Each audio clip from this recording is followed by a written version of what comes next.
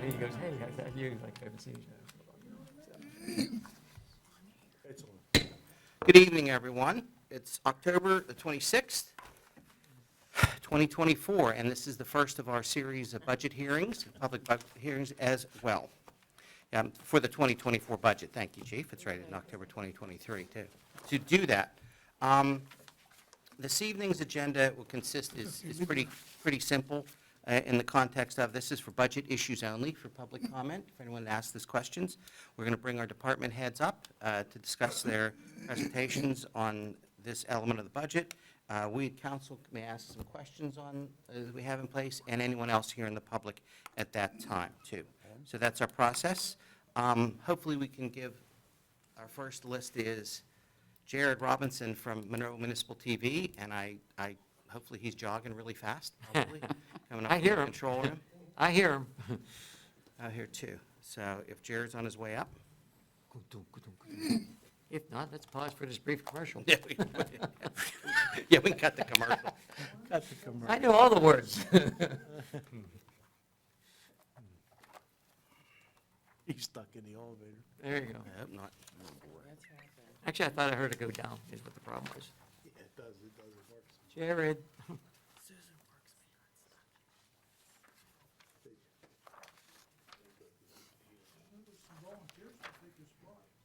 No, I know, there's a lot to that as well. Yeah, seriously. I could petrify.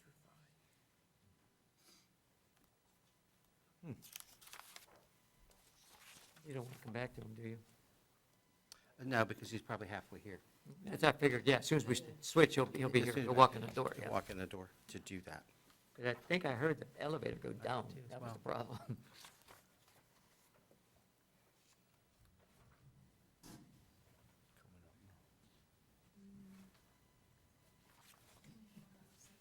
Yeah, we're Wanna playing the, skip the dinner? we're playing the Jeopardy music. Maybe he got stuck Why in don't you the just skip elevator. the dinner, Eric? Yeah, we might have to here. And we're getting the intercom's broken down there too, they're communicating. Okay, he's on his way. He's telling us. way. See, he's there. He's here. He'll be here. So for those of you that have the budget in front of you, Municipal TV is page 90 something or another, I believe. Can't read it. Expenditure, 101. page 101. 100 and 101. 101. You guys? Yeah, 101. 101. Ooh, that's way back up to the end of it. Special funds probably, isn't it? 101. It's like the very end of expenditures. Yeah, but where the heck? It's like the last page of expenditures. Jared, Yeah, it's Go back. we were playing the Jeopardy music for you. I lose a year of my youth every year. What'd you say, 101? I don't have it quite like that anymore. All right. Well, Jared, welcome. Jared Robinson from Monroeville Municipal TV. I got, where am I missing? Jared, if you could proceed. Will do.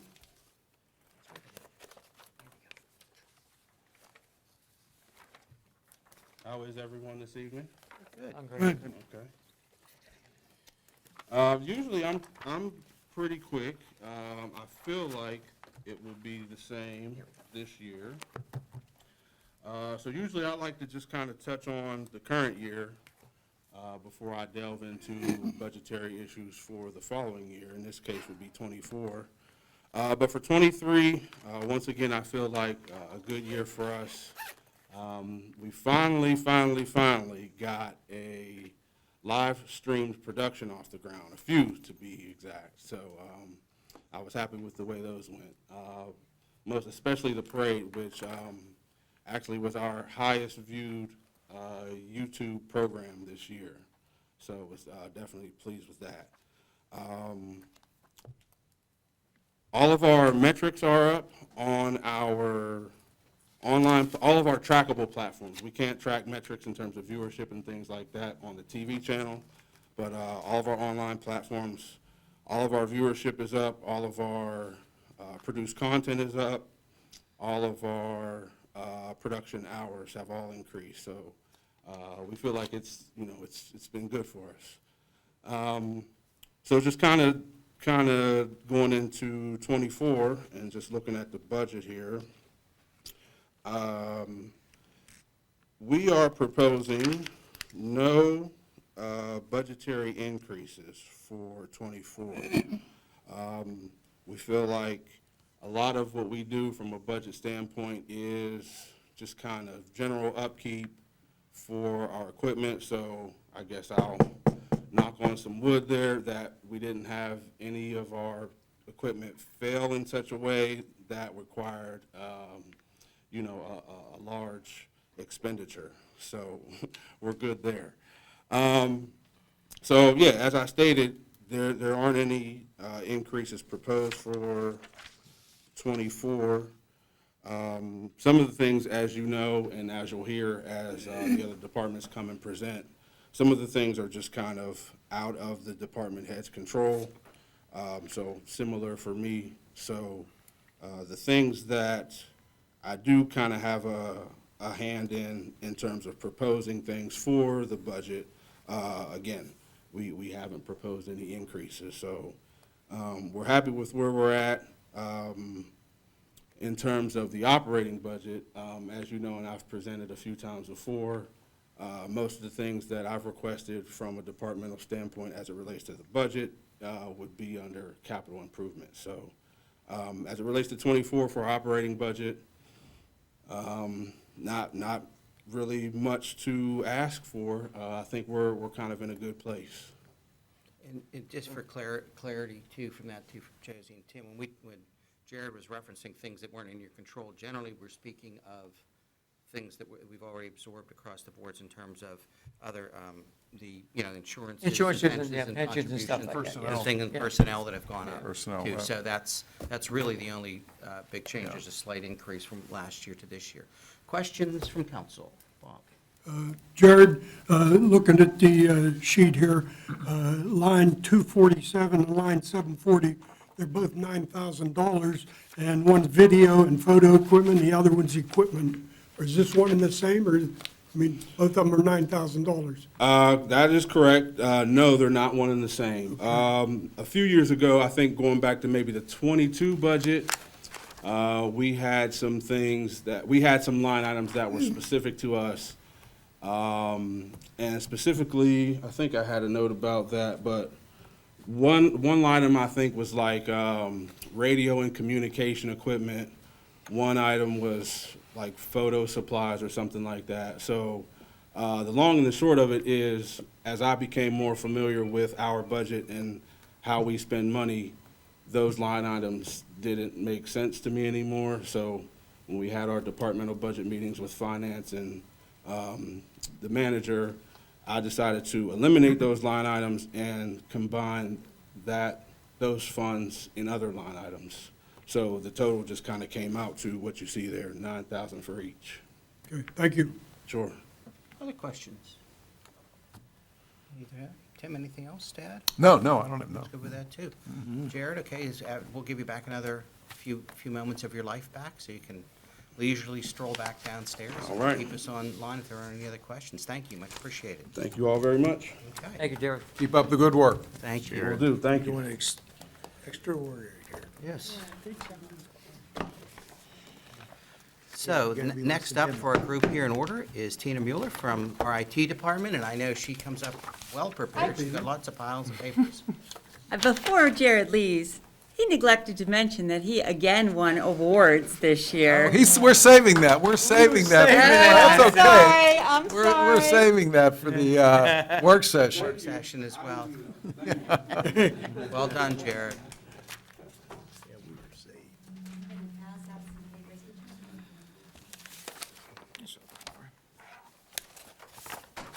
Sir. Hello, everybody. My budget is only under the expenditures, and it's page 22 and 23.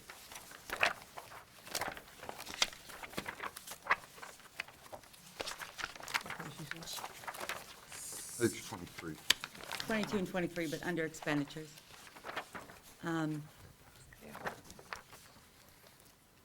So there's some line items that stayed the same, of course, and the ones that increased, I gave you a little more detail on in the pages I just put out. The two that really, other than things like healthcare, which I really have no control over, I have two line items that went up enough that you probably are going to question me. The one is the computers and servers. We try every year to upgrade about a fifth of the computers. This year, because we try to do it by department, it's not an exact thing. So this year, it's a little higher than last year because this coming year, we're going to be upgrading a lot of the police computers. So there's just a few more of them than there are, like, say, building and things like that. So it's a little higher this year. The other thing that you might notice is increased is our contract service fees. That list has to do with all of our support contracts for all of our hardware and software. That is the items that are mostly that everybody in the municipality uses. For example, if there's police software, well, police pay for it. But if it's our staffing software and our email support, anti-spam support, that kind of thing, that is all everybody, so it just falls under the IT budget. Some of those just increased. Of course, we really can't negotiate prices with a lot of that. And then we are going to be adding some multi-factor authentication for the coming year. So that's what those increases in prices are. Tina, I think last year we had one conversation about licenses and things that are coming and going and are changing. Are you in any transitions for those? That's also part of that on 450? What we usually do is buy those when we buy the new computers. Right.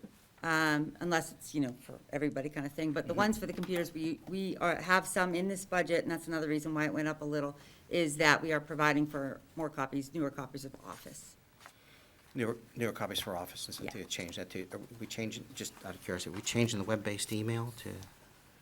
Well, you guys have the web-based email, but we all use Outlook I in the know, building. In the building, I know. Nice, secure Outlook. I know. I know some people are big fans of the Office 365. Mhm. We're noticing a lot of hacking going on with that. A lot of people that I know have implemented have been unhappy, so I'm still kind of resisting going to that. We still have our in-house email server. Okay. And you're satisfied with doing the best we can for those types of issues? I am satisfied. I think we're doing pretty well. We do have an email consultant. We have an exchange consultant if something goes wrong. So we try to be ready for it. Ask the questions. Council, questions for Tina?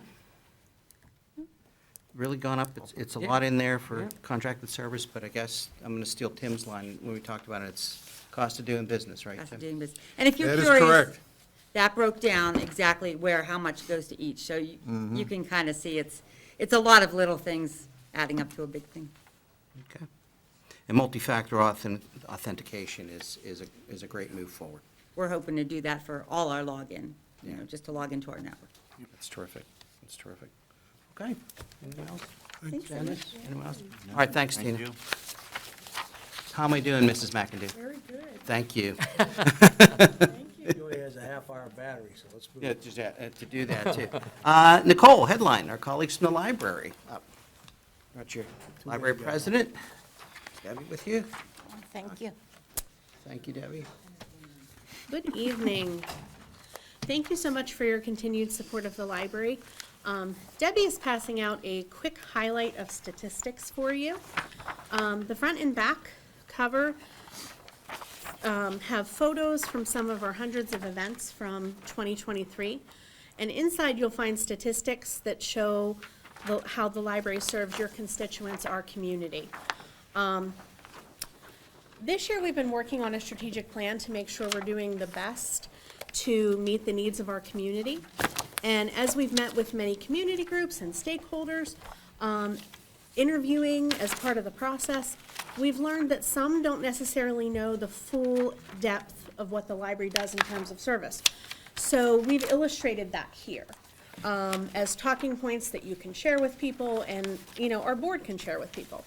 Each of these little colorful men here represents the population of Monroeville. So if you can see 49% of the Monroeville population are library card holders. And just as a reminder, we have many library services that they can use without a card. It's not required for programs, computer use, or anything other than borrowing physical materials or accessing things online. And as you move across the page, you can see with the little red guys that we have circulated more than 400,000 items. That means the items that go out to people in 2022. That's more than 14 times the population of Monroeville. And as you go further across the page, you can see additional statistics and how they line up with the population. The other thing I'd like to draw your attention to is the return on investment at the bottom right-hand side of the page. For every dollar invested in the library in 2022, at least $4.38 worth of services were returned to the community. That's a 15% increase in return on investment since 2015. And of course, it's a lowball number because there are a lot of things that we can't measure that happen in the library and in the community. 2023 was a great year with our 5th annual Fun Fest, our Alice in Wonderland Tea fundraiser. One of our wonderful staff members won a statewide award for his grief support programming, and many more programs and services that I won't get into because it would take all night, and I will not do that to you. So with that, I'll turn to the budget for 2024 on page 93. Do you have any questions about the little people? If you do later, feel free to give me a call. As you can see, we're not asking for any increases. We're trying to hold the line everywhere we can. As other people have mentioned, there are some places where we don't have control over, but otherwise, we are holding the line from last year. Holding, you actually went down, looks like. We had someone retire last year Okay, all right. who And was replaced, but not with someone who'd been there for 20-some years, Okay, yeah, when you said holding, I said, well, gee, you went down. a little bit.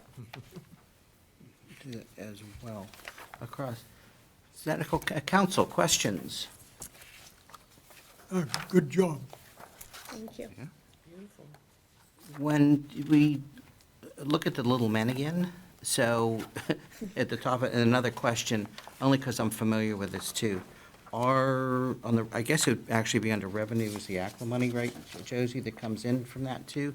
Is that up or down in general for this next year in the funding that comes from our, again, for those that aren't familiar with it, the regional asset district, you know, that extra percent, a lot of that comes from Yeah. RAD to do that too. Are we up, down, or balanced, or how is that all working in terms of the funding? Because it's a huge piece of the funding for the service. It is. The Regional Asset District decided they don't like the formula that we use.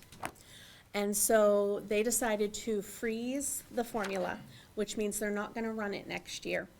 They're just going to give everyone a 4% increase. So we will increase, but they will not rerun the formula. So even though we went up in circulation and things like that, for this year, it won't affect us, but for future years, it will. And somehow I got put in charge of the formula task force. So I'll be able to tell you Yeah. once we have that new formula and how that pans out. So that, What- go ahead, Tim. Why did they put a hold on the formula? They don't like it. Well, That's- obviously. that's all- Why? that- I mean, why? If We're they talking would- about RAD. The ultimate question in life is why? Yeah, we're Tim, talking about that's the my RAD. doctor's answer, see? And we're talking about If the they RAD would- board though, If too. they would tell us why, we could fix it easily. There you go. They aren't quite sure. We're gonna try some different things. They seem to know where they want the money to go and how they want it to go, but they want the formula to make that happen. That's not how formulas work. So we have to keep working on the formula and see what things we can put in place. Sounds like an AI job. Yeah. Unfortunately, we only have humans. Who are they? The Regional Asset District, Okay. the board of the Regional Asset District.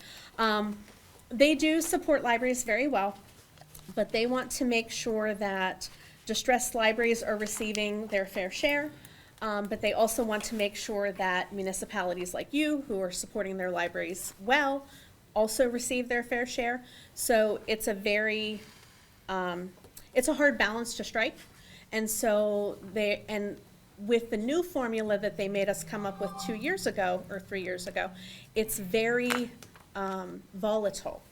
So you could go from losing $40,000 last year to gaining $60,000 this year, and that's just no way for anyone to plan.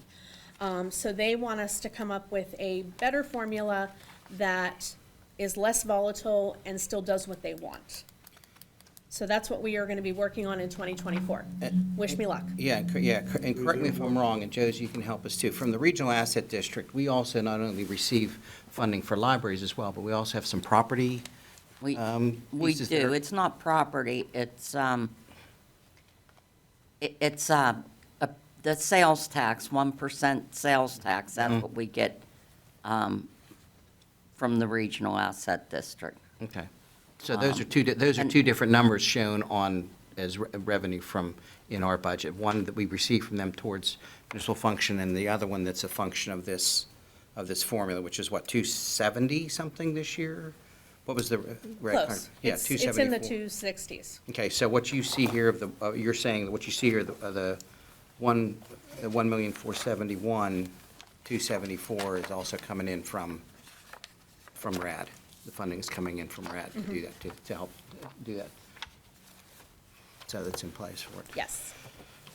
Geez, $700 million they collect in RAD, you think they could do a little bit better than what, $30 million or something towards libraries? Oh, no, that's for, regional libraries only receive between $6 and $7 million. Of the 26, Of- 28? So there are 46 libraries, of which we usually have the 5th or 6th largest circulation in the county. That's the 400,000 little Yeah. men on here. But of those 46 libraries, one receives the 27 million, and the other 45 receive 6 to 7 million. So you're referencing the Carnegie system and the Correct. portion that they use to support Yes. city schools and their Yes. library system, the biggest portion of it. Yes, Still hasn't changed. no. But it Great. would be interesting if they put us all in the same formula. Be great. Okay. Questions? Anyone else? Counsel for Nicole? Great job. In there? Good job. Thank you guys so much. Thanks, Nicole. Thank you, Debbie. Thanks, Alan. All right. Good to see everybody this Well, evening. this is a stop. All right? Okay. up. Josie, you know what? Stay here. Relax. Oh, You've thank done you. You've done a lot of hard work here, too. So if that doesn't mess things up with our friends at Municipal TV, is that acceptable, I hope? Are Can we- you get Mrs. Rock on Are we here? good, Jared? Oh, it's back there. Yep, we got a thumbs up from the back. Okay. We're good. Thanks, Josie. All right, well, I'm going to make mine short. My budget is less than 20% of the total municipal budget. So let's flip to the revenues on page 29 of the revenue section. Oh, 20. And briefly, what I'm going to mention about the revenues is, as you mentioned, regional asset tax is one of our larger items. Yeah. And the real estate transfer tax, I expect those to be less for 2024 because of our economy, actually because they're both based on consumer purchases. Obviously, real estate transfers, people buying homes, and with the interest rate and so forth, I mean, hopefully that'll turn around, but they may not, there may not be as many transfers in '24. And again, the regional asset tax is based on the sales tax in the county, the additional 1% that we pay, and that gets distributed to the municipalities. Mostly, the other large item is the general municipal pension state aid, and that's basically a shared revenue that we get from the state. Other than that, everything else is kind of small in there, so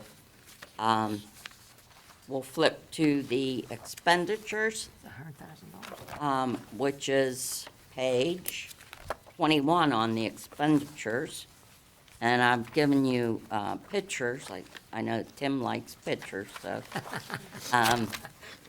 One picture's worth 1,000 words. The first one that we'll talk about is finance, salary, and benefits.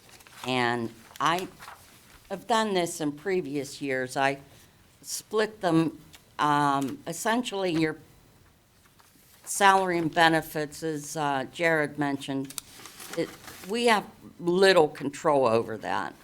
And, health insurance is, based upon what they're willing to negotiate. So that's basically, if you look at this, the charts, the wages, health insurance, and pension make up 93% of that total benefits budget. And everything else is just, Social Security and anything else is just, I hate to say minor spending when we're talking like 30 grand, but that's essentially what it is. Now, the, what I call controllable expenses, it's about halfway down the page where the general office supplies start. And it's kind of questionable to call a lot of this controllable, because the two largest items, contract services and accounting and auditing services, they're basically negotiated, and it depends on the vendor how, what you're actually gonna end up with. So that's basically, I've kept those, I believe, about the same as what they have been. I haven't looked at this in a while, but, yeah, I don't expect too many changes for that next year, and that's basically about it. Any questions? Yeah, Josie, I have a question here on the chart there, talking about bank fees and penalties. Yep. Do we pay penalties? We do not pay, we try not to pay penalties. I'm not gonna say we haven't paid any penalties in the past few years, whatever year since I've been here. Essentially, that really should be bank fees, but that's typically in accounting jargon. They usually refer to it as bank fees and penalties. We do, what's in there is, in addition to bank fees, which we were, we're paying about $900 a month to Huntington Bank. There's also credit card fees and stuff in there, stuff like that. Other miscellaneous fees that we get charged for different processing, like W-2s, when we have those processed, our fees for that would be in there. So it's not just bank fees. Okay, thank you. Going back to revenues, Uh-huh. you have the 1364 for the real estate transfer fee. As of, it says 12/31. Is that to date, though? It is to date. This is just for printing the reports. Yeah. That's what we've received to date. And that's, And that to date would be as of September. so that's like pretty much on track with, I mean, it looks like that's pretty much on track with 22 and 21. Does that seem accurate to you? Yes. Mm-hmm. You think that'll go down this year? I don't know. I mean, I just think the real Throw estate it a dart, market's- Yeah, you throw fair a enough. dartboard. I mean, it's, like I say, it's based upon what the people are gonna do. So, Fair but enough. I expect it to, just, Eventually slow down, I guess, right? yeah, hopefully, Well, if- I from a guess this is budgetary standpoint, conservative, right? Yeah, that's fine. If we Yeah. do something, then it's quote-unquote, I hate to use the term windfall, but then we're ahead of the game. Yeah. So we're Yeah. not surprised by it, by being conservative with it. Yeah. That's what you guys have been doing for a while, Yeah. to do that. Anyone else? The 75,000 on the contract services, what does all that include, Jess? That is, our, fee for our software, AccuFund. I believe there's some, copier agreements that are in there. The fees we pay for that, the, let's see, postage machine. offhand, I can't. I can get back to you on what all's in there, but that's really what it is. The AccuFund is probably around 45,000 of that.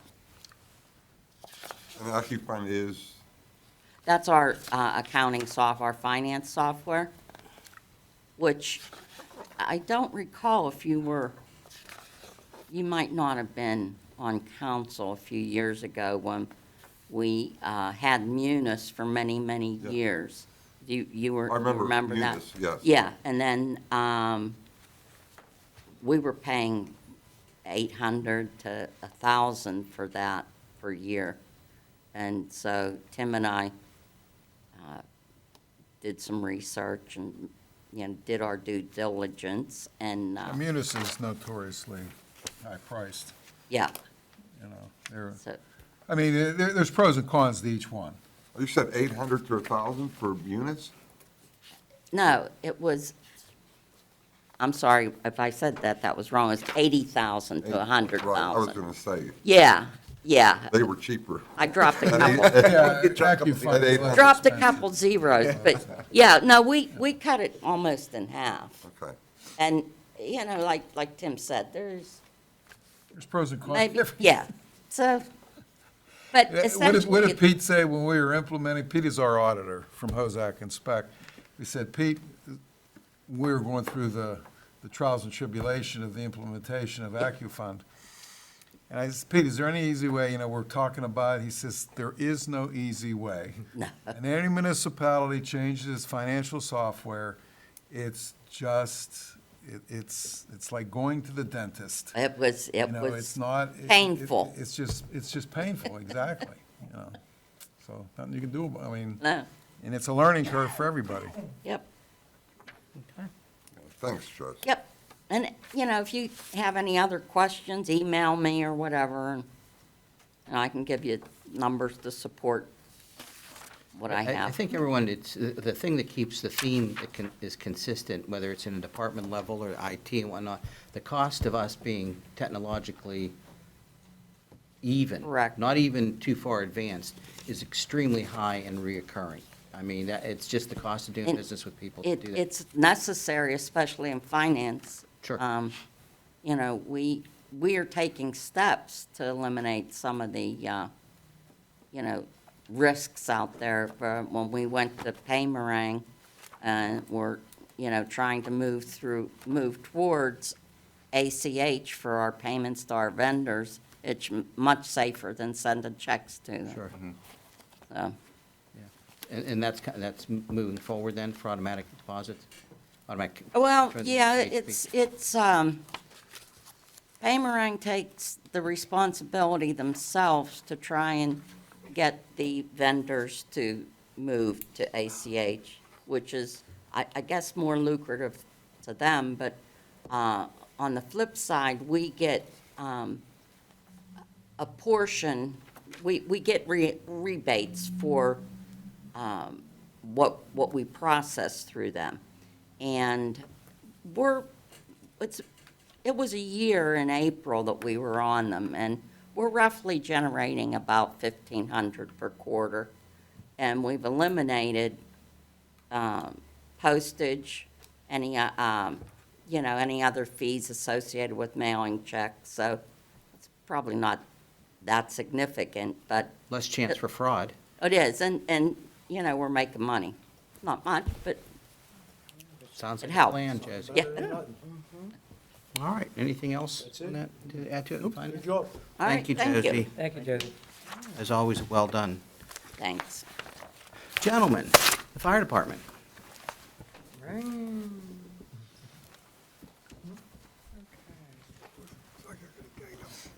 Page 41. We are, what, oh, jeez.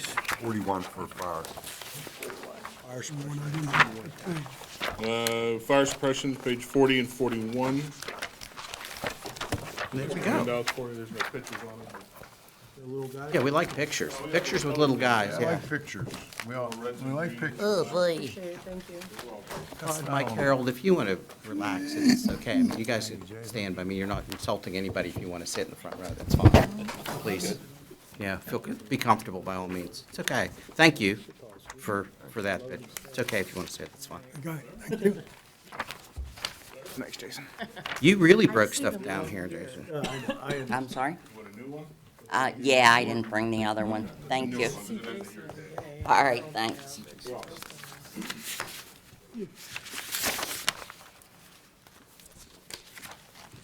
Good evening, everybody. You're the Monroeville Fire Chiefs Committee. Harold Kotowski is here because Corey Ramsey was unable to attend. I'll let everybody go through and introduce themselves. I'm Jason Sonnenfeld. I'm the Chief of Monroeville number 1. Todd Kane, Chief of Monroeville 3. Michael Coleman, Chief number 5. Harold Kotowski, Deputy Chief, Monroeville number 6. Logan Stadler, Chief of Monroeville number 4. This evening, we have our budget presentation for fire and EMS services to the municipality. It's 2/3 of the public safety. In your budget books, it's page 40 and page 41 for fire. We have the 2023 numbers. The year-to-dates are as of 10/24, and then our remainings, then our proposed increases. We do have some proposed increases based off of, most of them are vehicle-driven because of the cost of parts these days, the time to get parts, trying to, fix the vehicles that we have. We are in the process of trying to get new vehicles, but the timetable to get things are 2 to 3 years now. So we've been ordering them. There's just things on production lines across the country. We can go down each individual one. The gasoline and lubricants, that was generated by the municipality for that. The fire suppression expense, we've asked for an increase in that. We use that to buy some miscellaneous equipment, some gloves, some helmets, some safety glasses, and that for all the volunteers in town. Motor vehicle parts, there is no increase in that, but as you can see, we are over that just because of the cost of parts now to get tires. We've asked for an increase in that. Hose testing, we do not use that anymore. That was a line item that we discussed last year. That was a contract service. That's why that's zeroed out. And if you look in your book from last year, so we moved all that money that was in there into the contract services, that is down below, that is the number 450. Radio repair and maintenance, we did ask for a little bit more in that to keep our radios in our vehicles and the portable radios that everybody carries up to date. We've got to start replacing some batteries and some antennas and some miscellaneous equipment. The water, that is for station number 3 for their Wolf Pen water bill. All the other fire stations are on the Monroeville water system. Automotive repairs and maintenance, obviously you can see the same thing. Those line items, we don't really have control as far as entering those. That's from the garage. So I couldn't really differentiate for you what motor vehicle parts and automotive repair maintenance, what dictates how those things get entered. The mechanics enter those at the garage, and then that those filter through. Contract services, you can see, we've asked for an increase in that. We lost our hose testing vendor, correct? This was his last year, so next year we will be trying to find a new one, and we believe the cost for that's going to go up.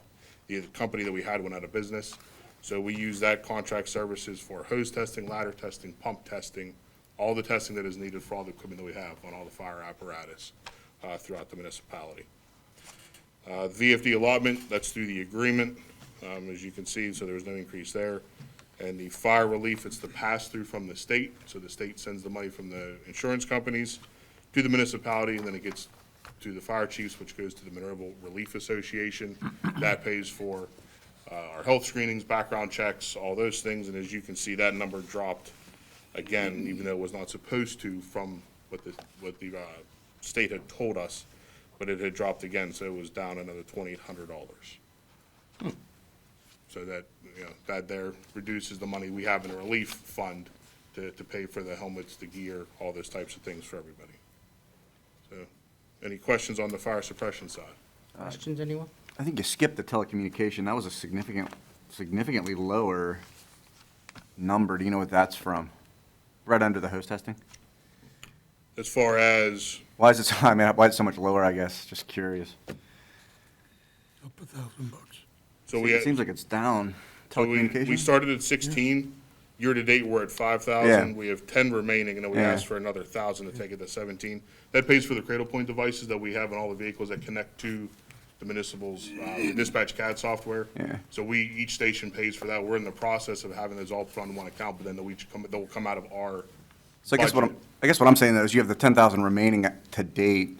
Yeah, so the state, because we're not all on that one platform yet, all the stations are turning in their invoices for the year. I gotcha. So we have 2 or 3 stations that still have to turn in for the year, so. Gotcha. Probably by next month, that'll go down to another 1,000 or 2,000. And I'll Gotcha. speak a little to that, and what changed too, Dennis, was not just this past year, it's a little, like 18 months we're into this too, at that time, the Cradle Point piece For of that. About 18 months. Yeah, roughly, the Cradle Points are roughly $40 a month per unit.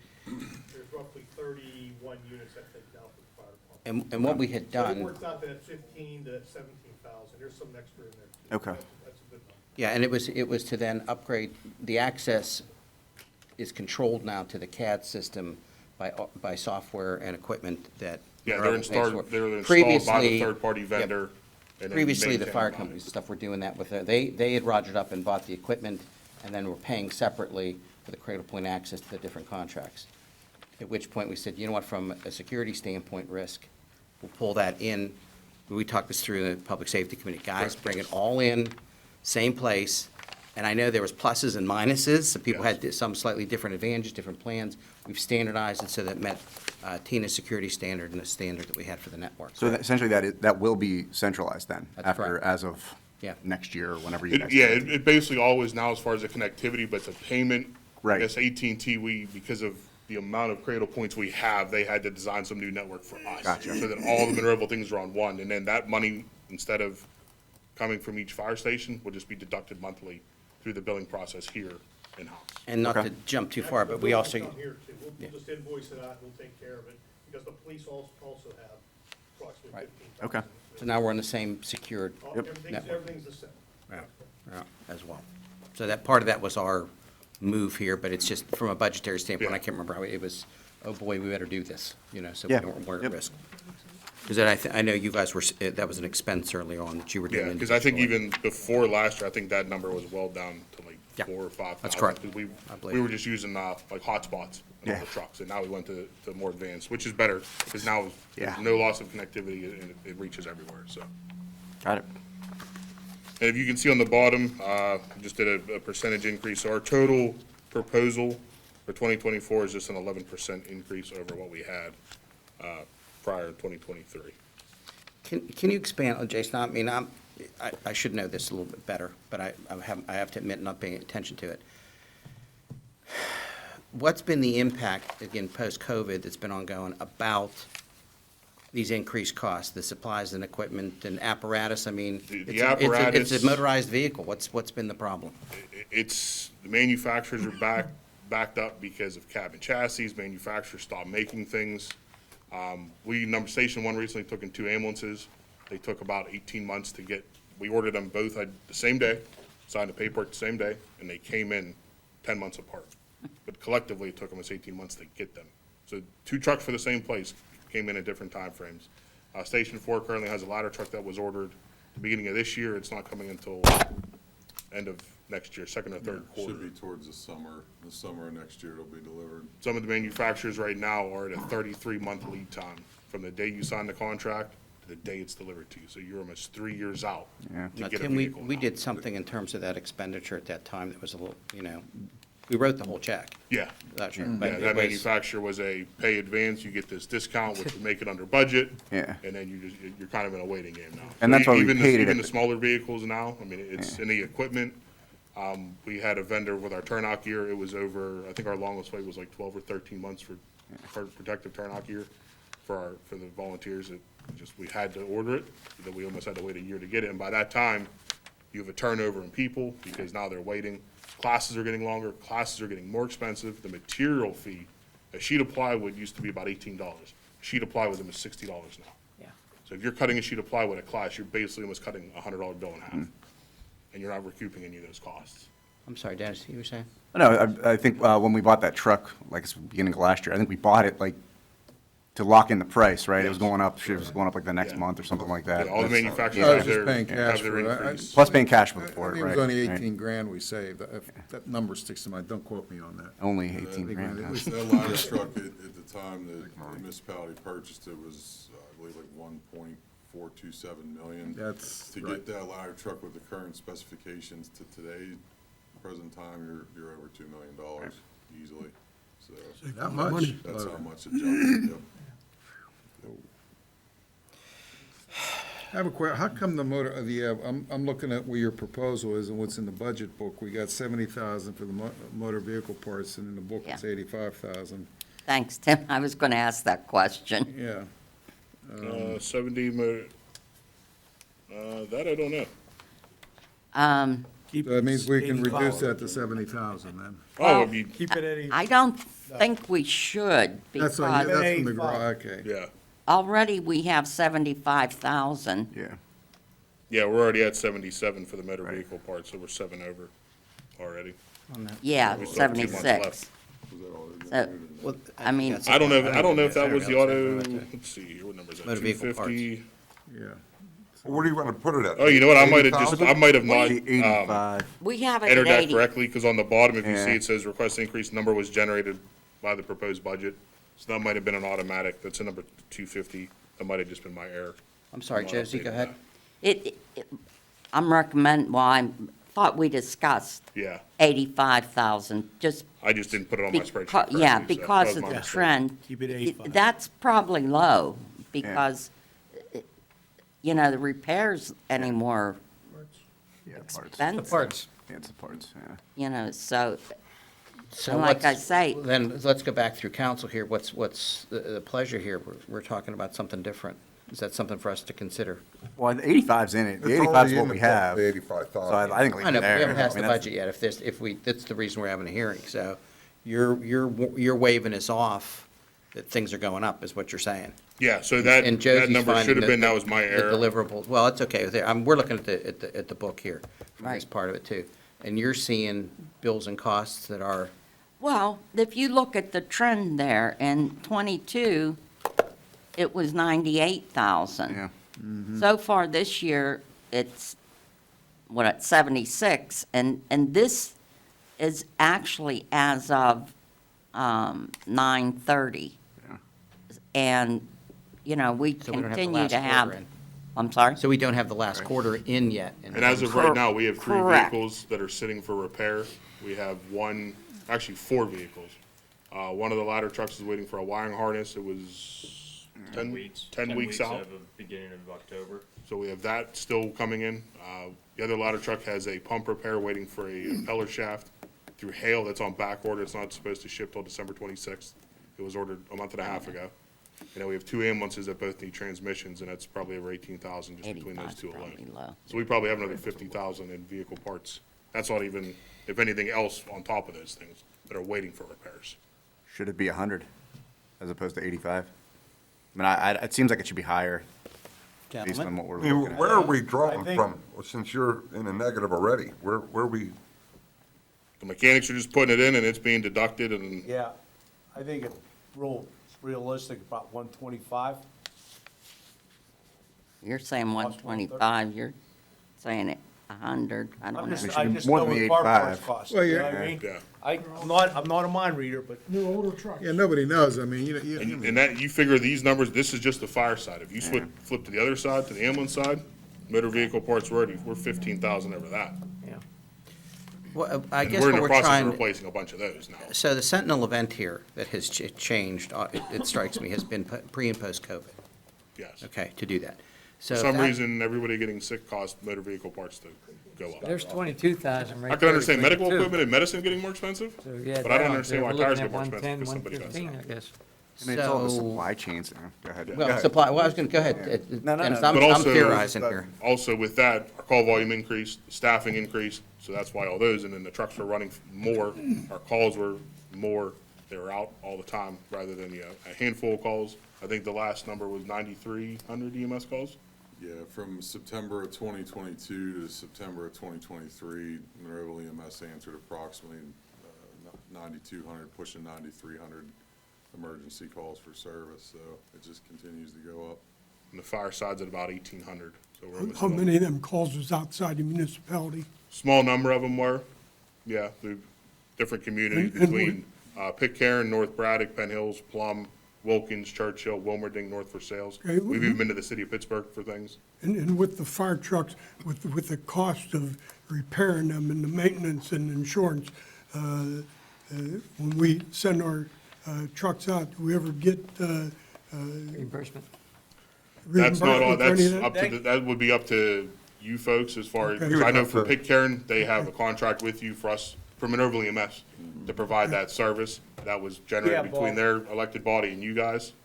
So I would assume To get any, grant money and that, these guys have to sign a mutual aid agreement Okay. with all the municipalities.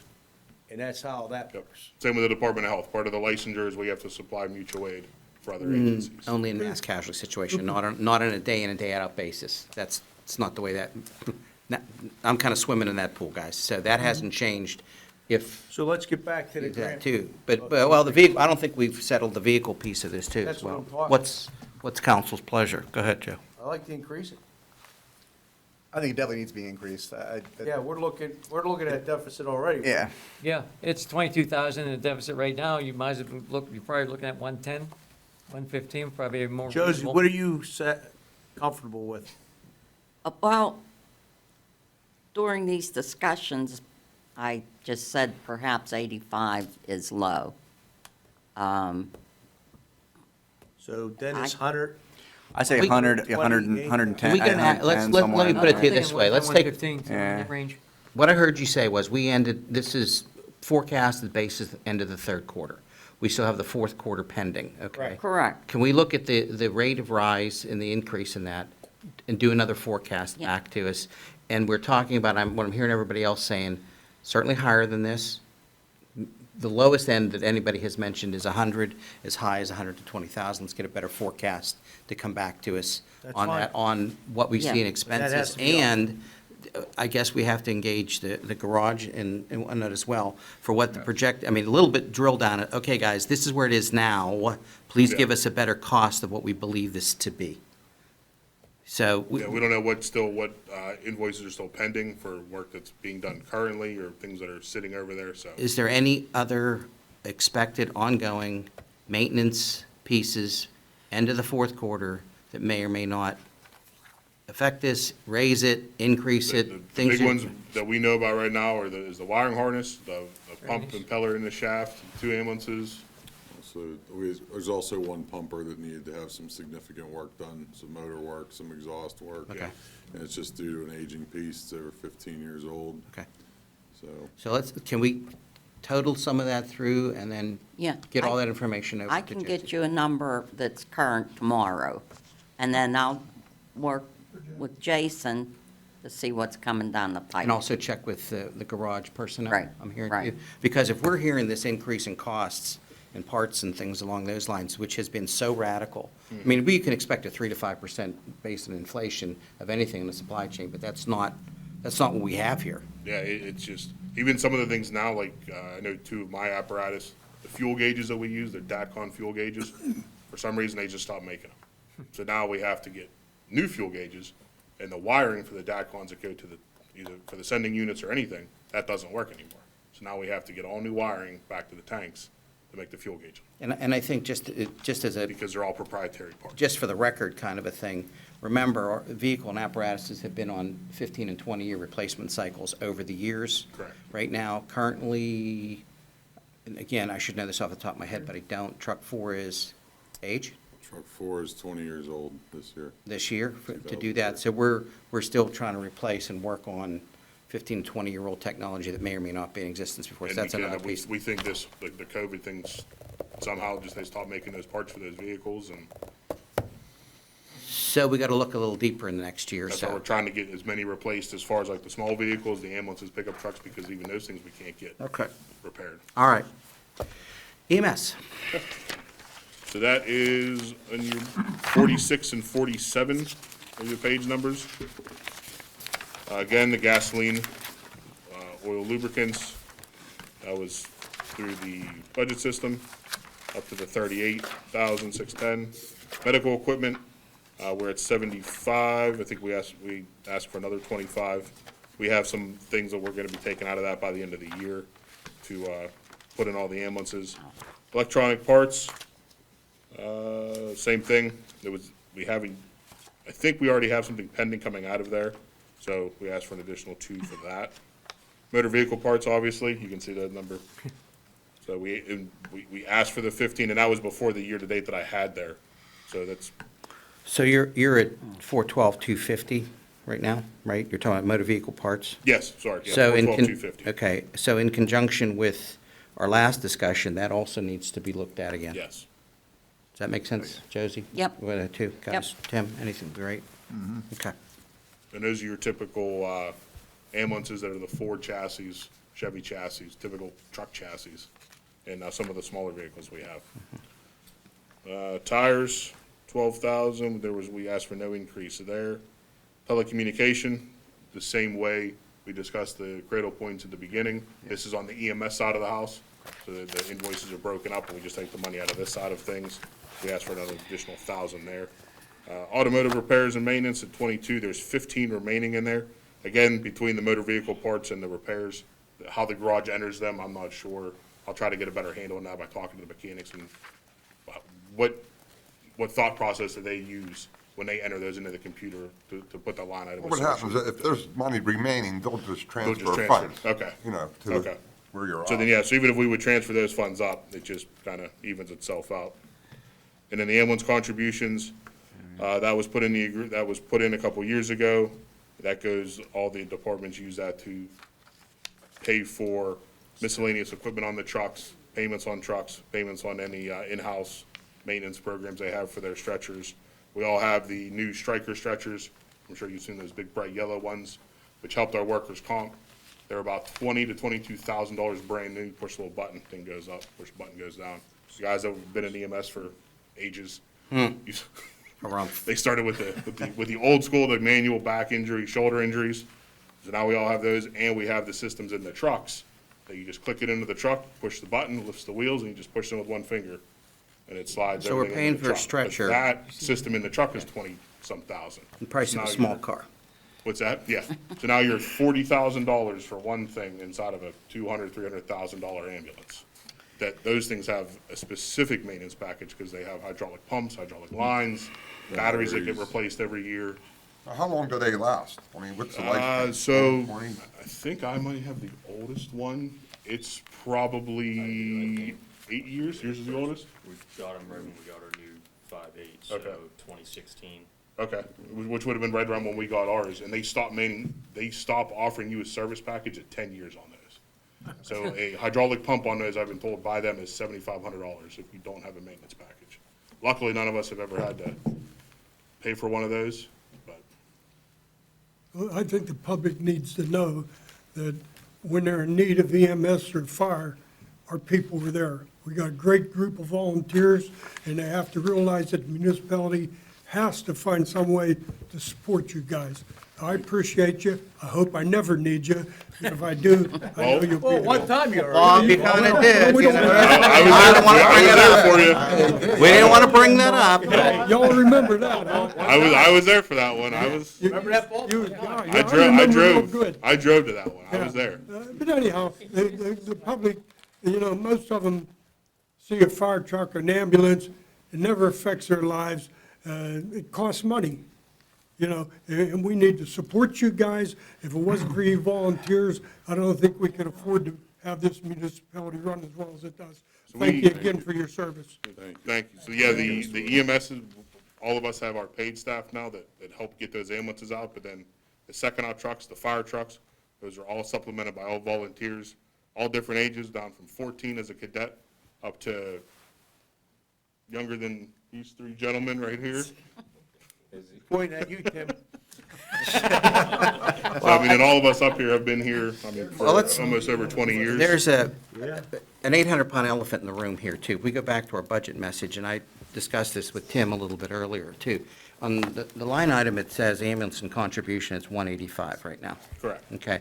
It's really not exactly a contribution at that time, and Tim, to do that as well, because we discussed this as a capital expense, I'm reading on page 9 in the budget message. to do that, is where it's in there, it's on there. Evaluate each year on the need and availability of municipal funds and help to do that too. Now, no, you didn't, Jason, Logan, you said it. Okay, we talked about an increase in cost, and I did look into this prior to this part of it too, but I was a little bit stunned. So when you talked about career personnel that are ongoing, that are actual employees on the EMS side, where are we with numbers and stuff like that, and that's in place? So, I mean, Monroeville EMS has over 20 full-time employees, right around 23 to 25. And then part-time staff, I mean, we have, just at Station 4 alone, we're pushing 50 part-timers. So, I mean, as you can imagine, through each station, there's a significant amount. Talking about payroll and increases with that, I mean, we really try to offer, a competitive wage and a livable wage to our people. And, we try to do the best we can with what we make. Last year, with a 5% increase in our payroll, I mean, that was over $60,000. With our health care benefits, so our initial proposals are in the double digits, and it even within the last 4 years, it went up 10% of our initial quote. And, we try to provide the best benefits possible to our people because, I mean, they're working very hard, to provide service to the citizens. So we want to make sure that they're taken care of. But, I mean, each year it just continues to increase and increase. And, obviously if I don't know how familiar you are with insurance reimbursements, but, we can go and we can provide a full service to a citizen or, a guest of Monroeville and transport them to the hospital and do everything that we need to do for that patient. And the insurance company might come back and say, okay, you billed $800, here's $200, have a nice day. And that's what we have to make do with. Now, I think at one point we've asked, maybe it was last year, so forgive me for this part too.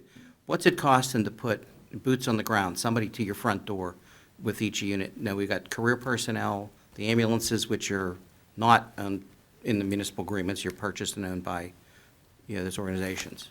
What's it costing to get to the front door? So like the overhead, just the crew and the staff, I mean, again, it depends if, being that we have some part-time employees, whether it's a full-time or part-time truck, but you're looking $700 to $1,000, to have that truck on the road to someone's front door. I mean, just factoring in everything with it, with the units, obviously we buy the units. So, I mean, it's just going up. Each year that figure goes up. It's, depending on the staffing level, obviously there's EMTs, there's advanced EMTs, there's paramedics. They all provide a different level of service depending on the nature of the call. So, it's all kind of, it's a little bit of a wide range, but, it's all still increasing. And I'm asking this question to the public because I do know the answer to this too. So for all of you, what's the primary source of revenue to keep your individual nonprofit entities, the lights turned on, the water flowing, paying the bills? What are we talking about? Most stations run EMS, other ones have social clubs, car washes, and that's just to, like you said, this isn't money that's used for vacations and extravagance. It's literally just enough to keep the doors open, the lights on, and the water flowing in the buildings. So revenue over expense? Just about breaking even. So word to the public, when you get your envelopes For your from the donations. fire departments, don't be cheap. We, Support I them. just looked at ours the other day. Our return rate was somewhere in like the 22 to 23% just for this one side of Monroeville. I don't know what the other guys are. The envelopes And you then we sent even out. have one for the relief and the chiefs that goes out to the commercial businesses. And that barely brings in any, that almost brings in just enough for us to, that paid for it to go out. I'm sorry, Harold, you've been around with it for a long time. I beg your The pardon. commercial fund drive that we do brought it, we got 10% of the commercial establishments in Monroeville that gave money, and it totaled out at $13,000. And what did it cost you, Harold, to do it? $2,000. So You it's- know? So we decided we're still gonna do it, it's 10 grand, but we're doing better, like raising money for the training center, which is an outside source that we've been going out. We've been working with the Monroeville Foundation, we've been able to get a nice amount donated to the foundation and back to the training center recently, you know, with Mission Barbecue and a few other projects. And we do have some grant proposals out for outside sources for the training center and for the fire departments for other things, but, you know, when it So comes. when we talk about revenue, even from EMS, from generating it to roughly, and the numbers have gone up, but also something about Medicare. I So they should have froze, read the they email. froze there's not gonna be an increase in Medicare payments going out, so whatever our standard is now, it's not changing for the next couple of years. And then a lot of the healthcare plans have even changed, like Logan was saying about, you know, we could bill out, say, the $800, the insurance pays us back, say, $400. We used to be able to bill the policyholder the residual. Can't do that anymore. So now you're literally just eating that cost of $400. Why can't you build a policyholder? Because their plan that they're buying into at Highmark, UPMC, Aetna, that they don't allow us to balance bill the patient.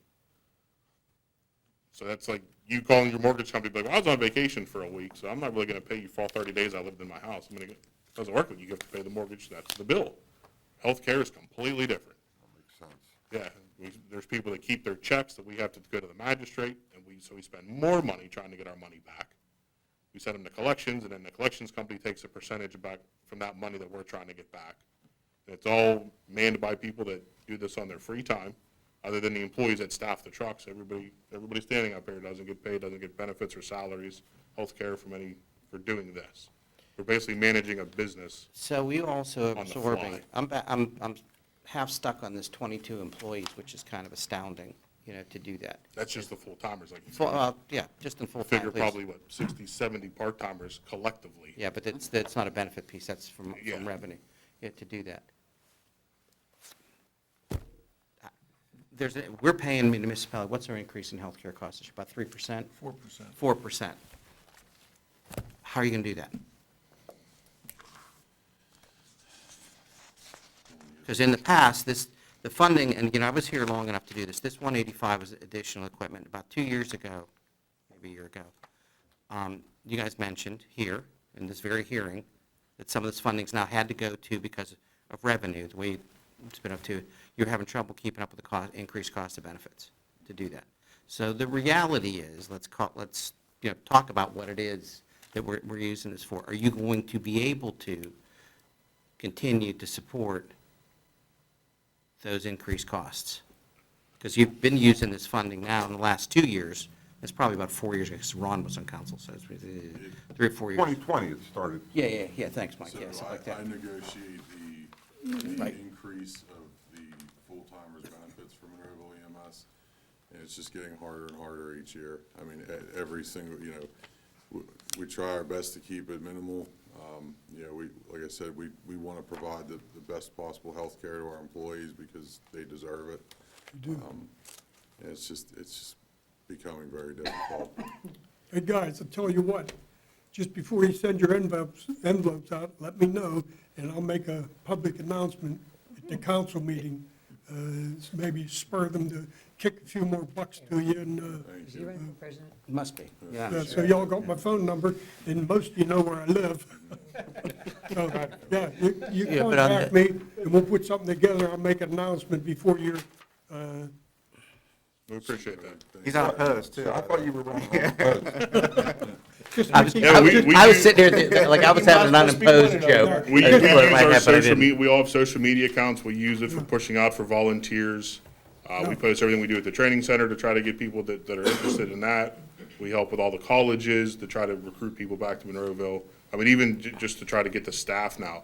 You know, it's harder and longer to go to paramedic school from like when these guys all became paramedics. Now it's an 18-month program at almost $6,000 just to get, then you're gonna get a job that only pays you $20 an hour. Like, the people are getting out of this business, so it's harder for us to keep these people, so we're trying to offer them better wages, better benefits. The hard part is trying to also maintain a competitive wage because, you know, EMS is shrinking everywhere, and trying to, you know, recruit new people coming in. I mean, there's services out there that are offering significantly more, and there's people that are going to it, you know, and it's a very hard service to work in. It's nonstop demand, so, you know, it's tough. We're just trying to offer everything we have to, you know, we max it out. That's why when we say we break even, everything that we collect from taking patients to the hospital, we're putting back into the service, back into the employees, and ultimately back into the municipality. So, Well, yeah, and it rests on us if you don't show up. Could you, again, the economics of this have been staggering of late, too. And Bob, I appreciate, trying to beat the bushes for it, but that hasn't been happening much as well, too. Should certainly keep that message going with it, but can you please do a little better drill down? We're doing this on vehicles and cost too. Give us a little better drill down on what those expenses are, because again, this funding was not guaranteed. It may be in the budget item, but as we said in the budget message on 9, it's not really guaranteed. But you guys came within the last 2 years and started to direct that fund to keep operating, okay, to keep your career personnel operating. Can you please play that out a little bit more in a little deeper explanation? Because if that's the case, and it affects all of you, then, we have to think about it. If we're going to get to the point where we're not having people and we're taking time to not, and we're not getting ambulances to show up, or they're going to be delayed, or any of these other things, we need to know now, not later, to do that. Guys, more questions? I mean, I know it's kind of a complicated economics of it, and I take advantage sometimes. Yeah, please, go ahead. Well, you said you have, you got about 9,300 calls the past year. Service-wide, yeah. So How many of these calls on the ambulance side were out of town? I don't have an exact number for you to break that down. I mean, it varies. I can tell you that with EMS in the current state that it's in, we are running mutual aid. We're running into other areas, as Chief Sonnenfeld said. I mean, we've been even running to the city of Pittsburgh on occasion, just because there's so many calls, there's such a strain put on the system that, and when somebody calls for an ambulance, it's got to come from somewhere, and. No, I think it's good that we have the personnel and the equipment to do this, to help other communities with the mutual aid. The issue I got, though, I noticed we run a lot of calls to Penn Hills, Plum. I mean, Monroeville tax dollars are paying this budget. Sure. We're not getting anything from these other communities. I mean, I not to take anything away from you guys. I mean, it would have to be management, our manager, getting with these other managers and setting some type of fee or paying a percentage on what calls where they go. Yeah, if it makes you feel any better, all these surrounding communities, they're running everywhere. So, I mean, even though we're running into their areas, they're also running into other neighboring communities around us. So, I mean, it's not necessarily just Monroeville's feeling the burn of running into other communities and helping them out. I mean, it's everybody. It's a support issue for everybody. Yeah, I mean, there was, there was a community that, that borders us that was running a call probably 12 miles away from their station, just because there was a need. Somebody called an ambulance, and, between Allegheny County, going through the run cards with the mutual aid agreements, and, I mean, obviously our dispatch center here, we work very well with Allegheny County, and, there's times that they call and they say, hey, we have 3 calls stacked up. We need 3 ambulances from Monroeville, and we have a policy in town here that we always must have 3 EMS units available in town from Monroeville at all times. So, I mean, that adds a, unique challenge into that as well, because we always want to make sure town's covered. We're never going to leave town uncovered, so. So to build on Mike's point for just a second, and from those of you that are in the Public Safety Committee are tired of hearing me say this, but I'll say it, publicly. So I'm not really piling on, gentlemen, to do it too, but we can't be West Germany to everybody's East Germany. If they're not, when that wall fell, they needed help from it. So how often, the inverse question to build on that, Mike, is how often are we getting people in to help us? Very As few. far as, I mean, fire, I think the last time we significantly needed help was at the Pro Bikes fire. I think you all remember that at the intersection of Stroshine. I mean, we just. And we're getting those types of things are quid pro quo. I mean, I understand that when it's a real actual working fire, Yeah, people come that's to us. usually the only time we need assistance is when it's a large scale type thing. like- Cambridge Square, we had mutual aid assistance come in, but, Yeah.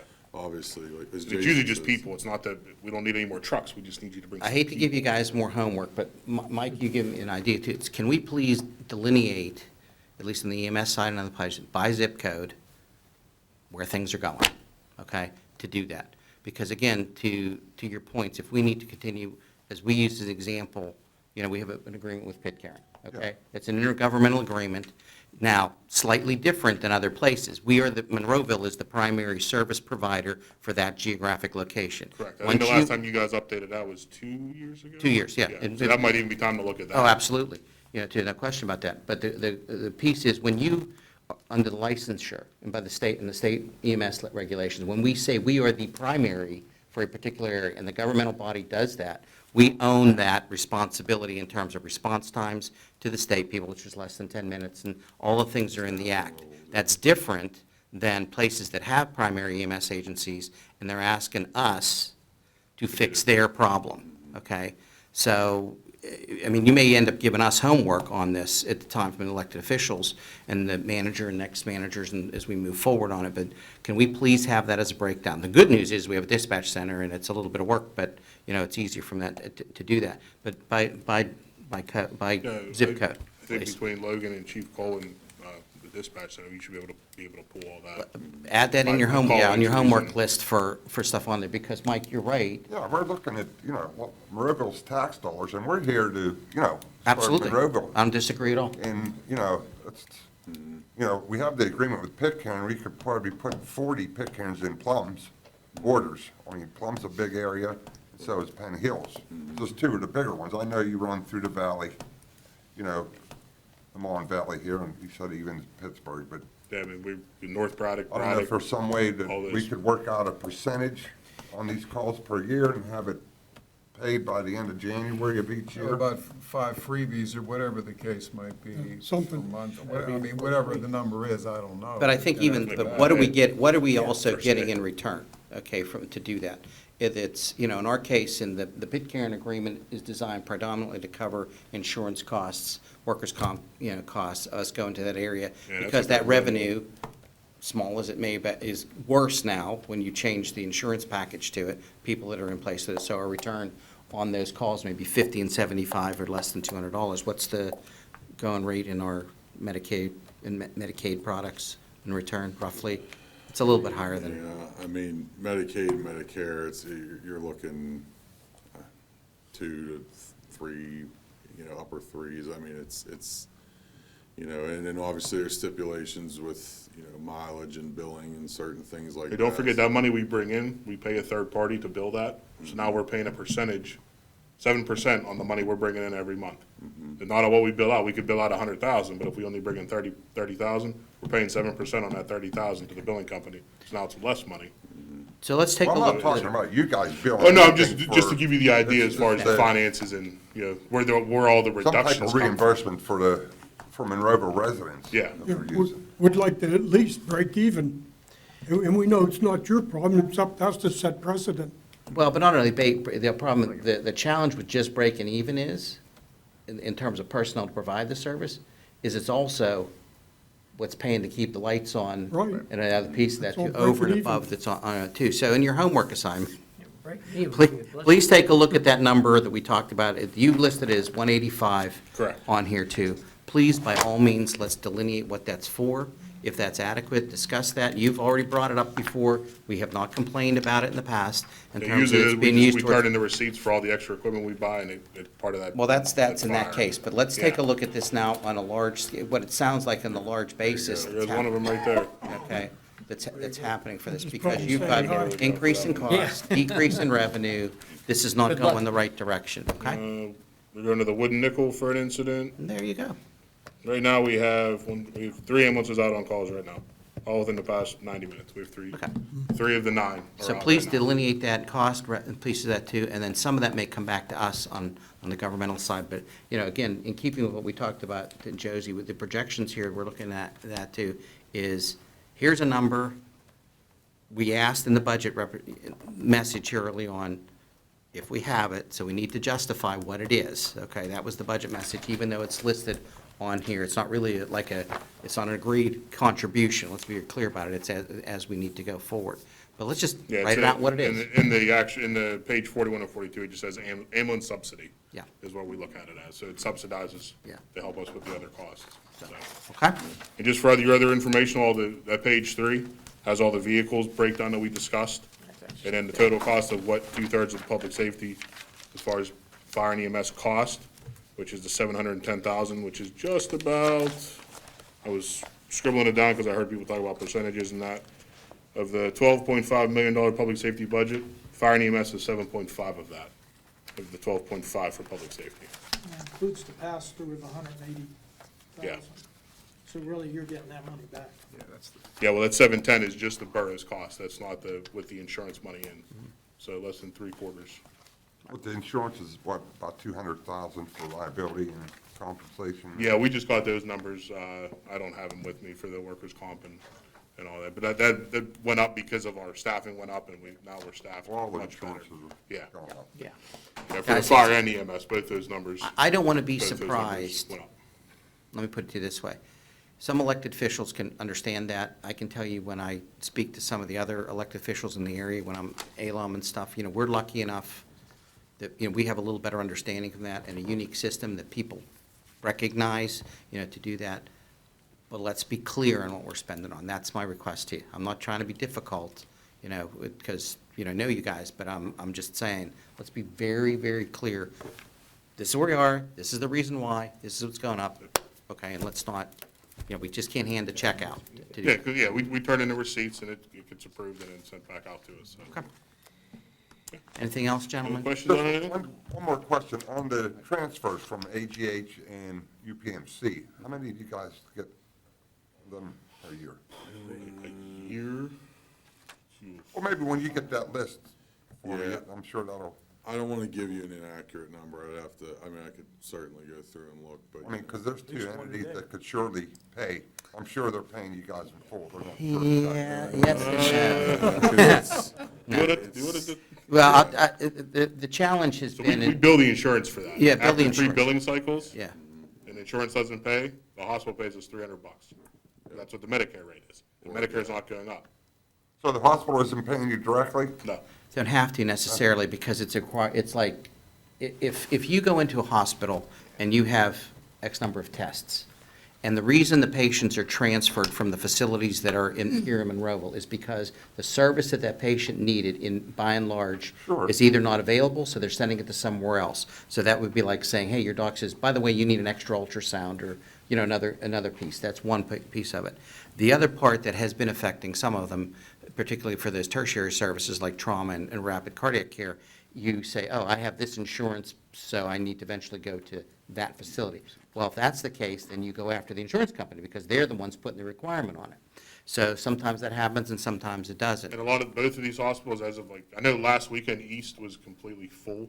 All their beds upstairs, the ER had 30 patients on hold. And they were looking for other hospitals for beds, and there wasn't any.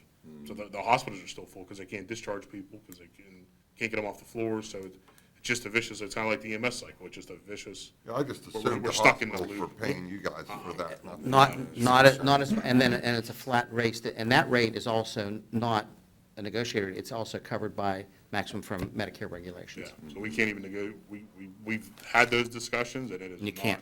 can't move it. Can't change that based on area-wide. Not to be smart, but what if your insurance company only covers $300 worth of life flight? So do you mean life flight's only gonna accept $300 for? The flight programs are slightly different depending on what it is that it's coming from. If the flight programs are interfacility, that's the responsibility of the facility sending. The patient belongs, so for example, for trauma care, you end up at UPMC East. It's not a trauma center. They're going to go to UPMC Trauma Center, and they choose to do that as well. That's on UPMC to do that. When you are at and we don't have this as much in Monroeville, but whenever it happens, there's a vehicle accident and there's a scene run that's in case for that, it's a huge bill. You don't turn the helicopter blades around for around $10,000 just to start and to warm it up. So the end of that bill is who gets to the well first, to be honest with you, in a vehicle insurance. I know of. Vehicles usually pay 100%, but you gotta get your bill in before the hospital gets their bill in before the next. And I'm well aware that two of the trauma centers, and it's firsthand, have given that billing rights for those incidents and C runs to the helicopter service, and then do an internal charge back to them, because the helicopter service gets paid faster. So to do that, so it's difficult to do that. So the flight programs and stuff like that, it's difficult. Now, we do get, on rare occasion, whenever we support ground support, we get a flat fee. I mean, there's a helipad in the back of number 4, to do that, so as a background. Occasionally, there's some ground support that's done. That gets a fee from the flight service. That's a flat rate that's in there, that's clear. Yeah, that was a reimbursed. contract, I believe that's a contracted thing between. Yeah, just an agreed letter, and it's a flat rate, but it's a flat rate for everybody that does ground service across the whole area, and that's a Medicare requirement that Hey, it's guys, standardized. don't buy a helicopter. No. we're not I mean, and just even on top of all the stuff we have. Doug wants a helicopter, but he can't have one, no. We'll just borrow his. We have all the extra stuff. We have Balloons. a swift water rescue team. We have a dive team. We have guys for ropes. We have a UTV. We have all the subsidy stuff that goes along with fire and EMS. So it's just not a fire truck and an ambulance. You got rope technicians, hazmat technicians. There's a global scope of public safety with fire, EMS, hazmat, all that stuff that all these people are trained to, and we have all that equipment here in Monroeville available. We in the public have no clue what all you do. If we would set everything up in one parking lot, people would be astounded at what we have that they don't see on a daily basis. Well, thanks again for all you guys do in your departments. We appreciate it. Thank you all you very Anything much else? for supporting. You guys want to get a hold of us, any questions? Let's see if we can get that stuff back to us very quickly Absolutely. before the budget process gets in place, so we understand Okay. if we're looking at the right numbers. We may Sounds not, good. I hate to surprise Josie. Huh? She likes surprises. No, she doesn't. No, she doesn't. I'll speak I for you, know. Josie. No, she does. All right, thank you. Okay. Thanks a lot, guys. Thank you very much. Appreciate it. Have a good night. Thank Mrs. McIndoe, we still good? No, We had just have the chief. I know, but if it's as long as this one. Yeah, we need a break. Do you want to take a few minutes? Let's just, okay, Yep. just because it's police. So let's take 10 minutes to do that in recess? Oh, we get to bang the gavel. 10 minutes.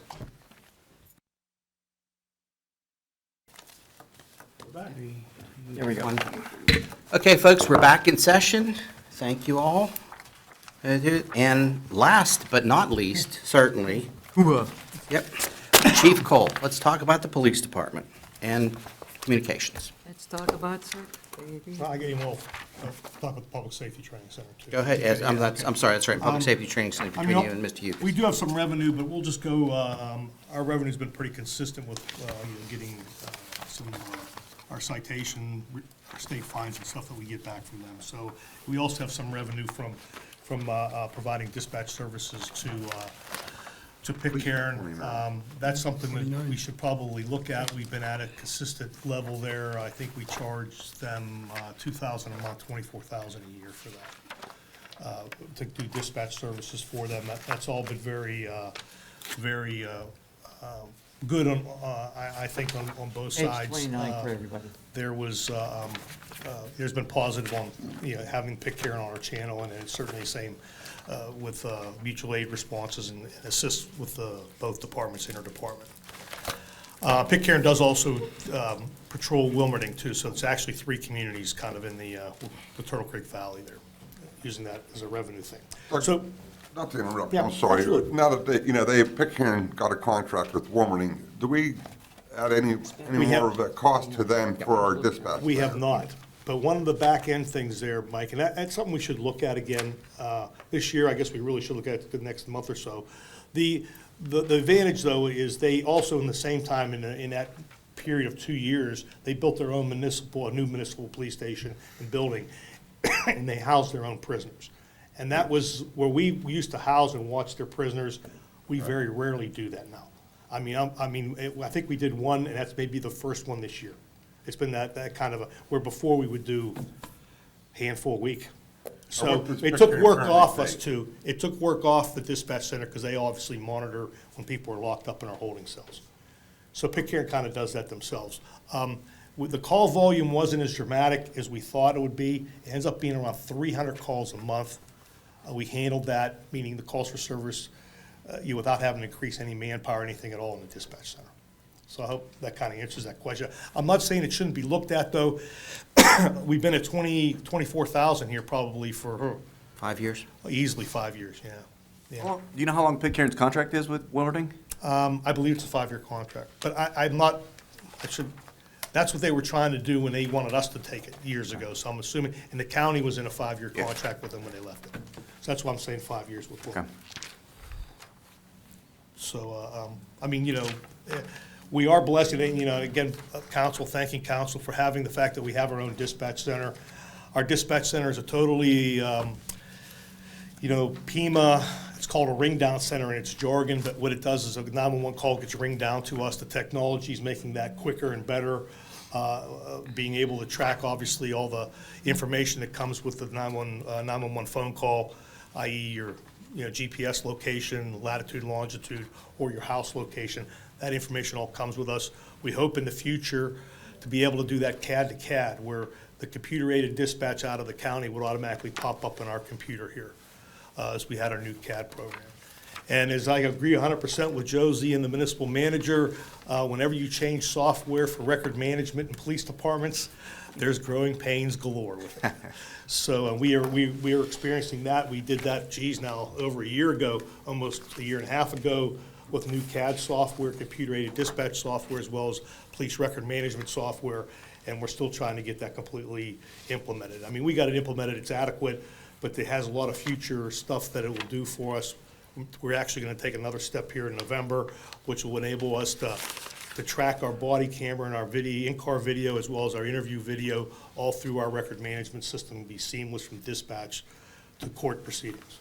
And by the way, routinely with our body cameras and in-car cameras, we routinely, using the cloud in the DA's office, we send them video from that without having to put it on thumb drives. We give them access to our system just for that event, and they grab the video right off our server.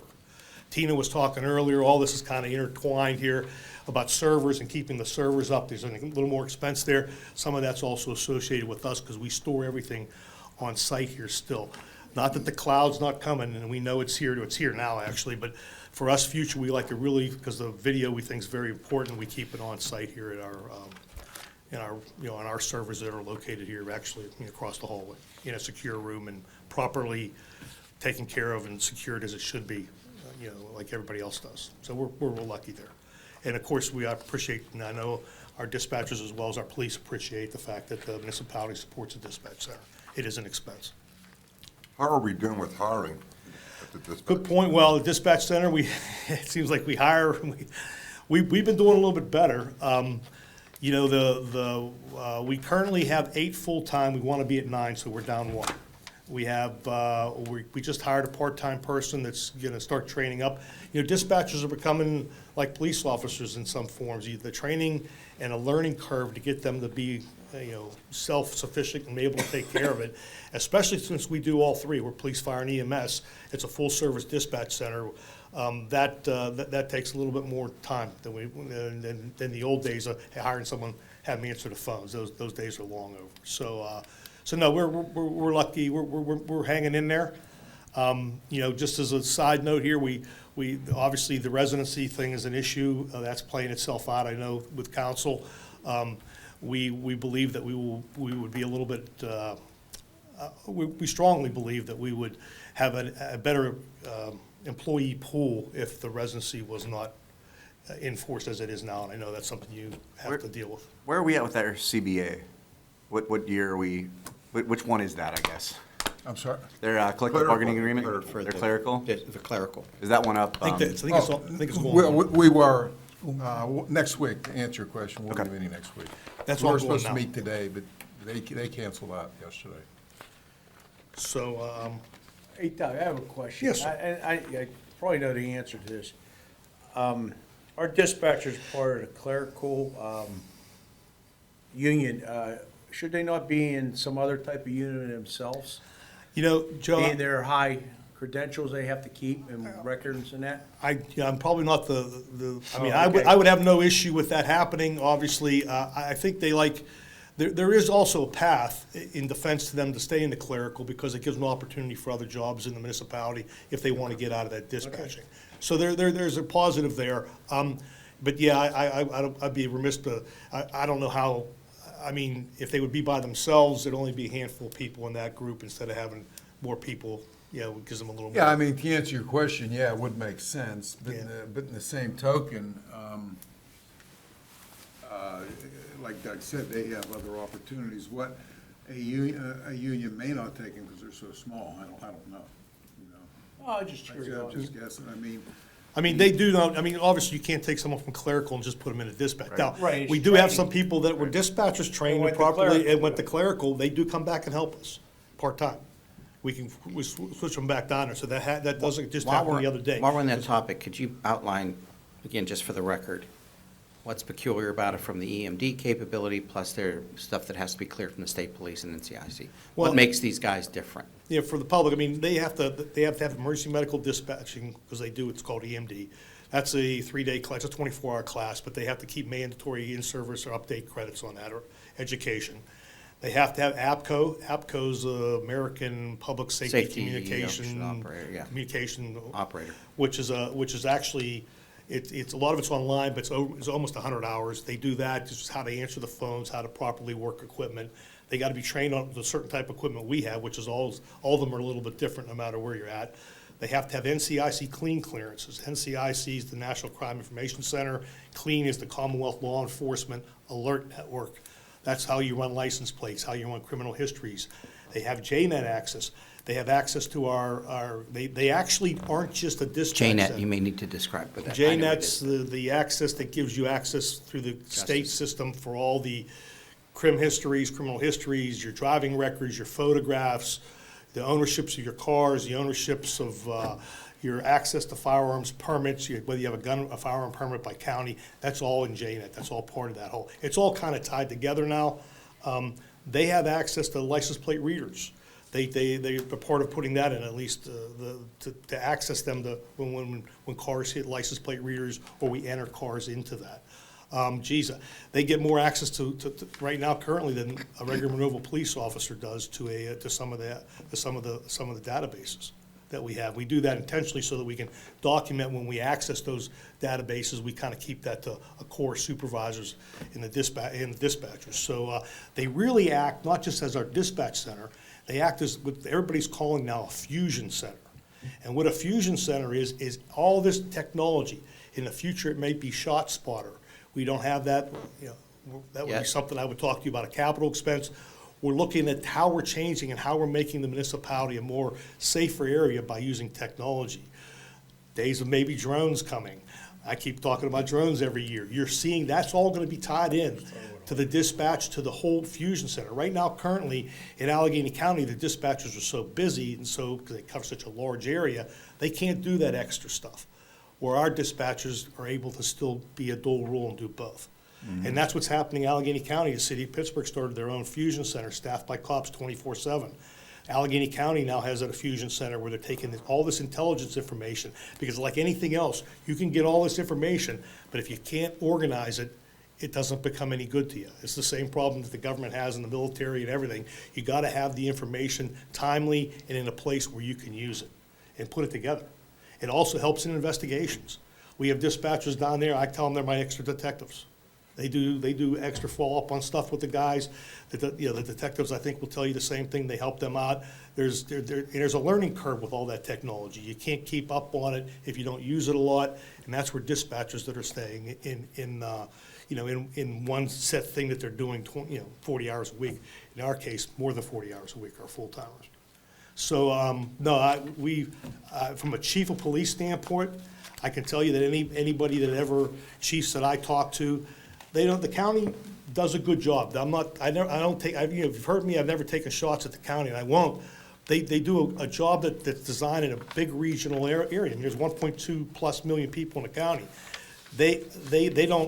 Technology is making it easier to know bigger areas of the county, but the reality is nothing like somebody that knows your local area. I'm running out the back door of Evergreen School. I know what the next street over the hill is gonna be Harper going that way, Garden City the other way. That's the kind of stuff that makes it very effective to us. And I'm sure it makes the place safer. So, the fact that we put over $1 million into it now, every year for the dispatch center, but I think it's well worth it. And as I said earlier, I sidetracked, the chiefs that I talk to always tell me, if you can keep your dispatch center, keep it. Every one of them. Not one of them said, you should try to go to the county. every police chief I talk to. And I, guys, I talk to a lot of them. I've been around a while here now. So I'm at the county chiefs and the Western PA chiefs. They all say if you can keep your own dispatch center, do it. And and they've accepted that technology. You go down there now, I mean, in the future, we'd have to even give them some more room. That's something we would like to look at, in a long-term stuff, but, if we do stuff with buildings. But, I would definitely, encourage and support keeping the dispatch center. Not that we're even talking about it, but just so everybody knows, it's really a positive thing for the community. What else Well, do we you have in the might budget, do Doug? dispatch while we're here. You want to do dispatch Yes, center? that was perfect lead-in. Go ahead, Lead Doug. right into it. You're on it. I kind of jumped from dispatch back to patrol here. Page 30. So dispatch would be, I can't give you the page. It's 31. 2110, because I have it broken up here. Yeah, it's in the old one, 31. Expenditure, page 31. I mean, besides the items that we have in there, we did want to change a couple things under telecommunications and dispatch. Sure, we currently have, 19,000. 40,000 going down. Oh, yeah, wrong one. my, Yeah, 40 to 10. 10 grand. we have 10 grand in there now. Yeah. Yeah, we want to take that up to $20,000. And again, that's because of the communications that we've been doing here.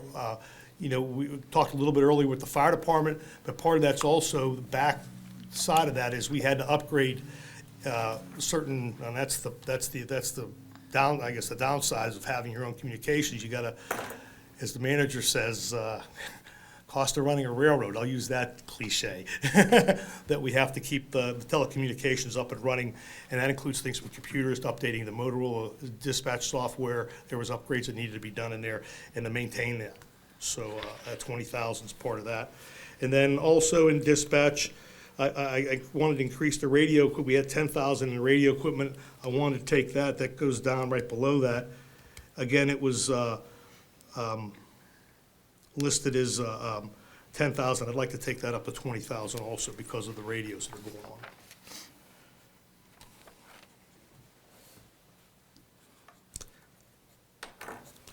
We get down to wearing apparel.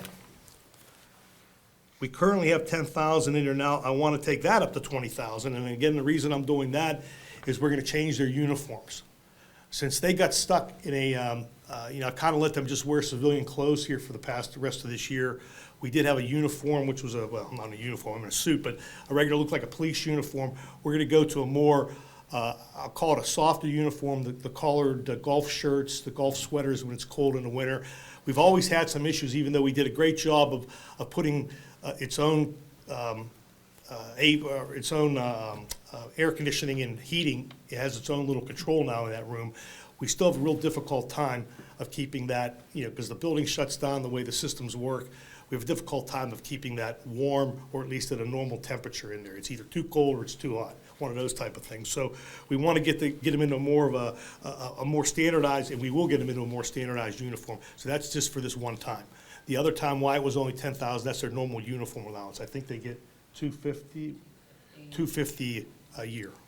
And then one of the other things that's occurred there, we've also had part-timers and a bunch of change, a handful of change. We've had a lot, actually a little more than a handful. I guess you could talk, we've had some change of employees here. So we have not, with any of our new employees that have come in, we've done nothing with uniforms now. So that's all going to be part of this catch-up to them. And that's going to be, well, it's been at least 5 employees right at the moment, or has been at least. So, okay. And then the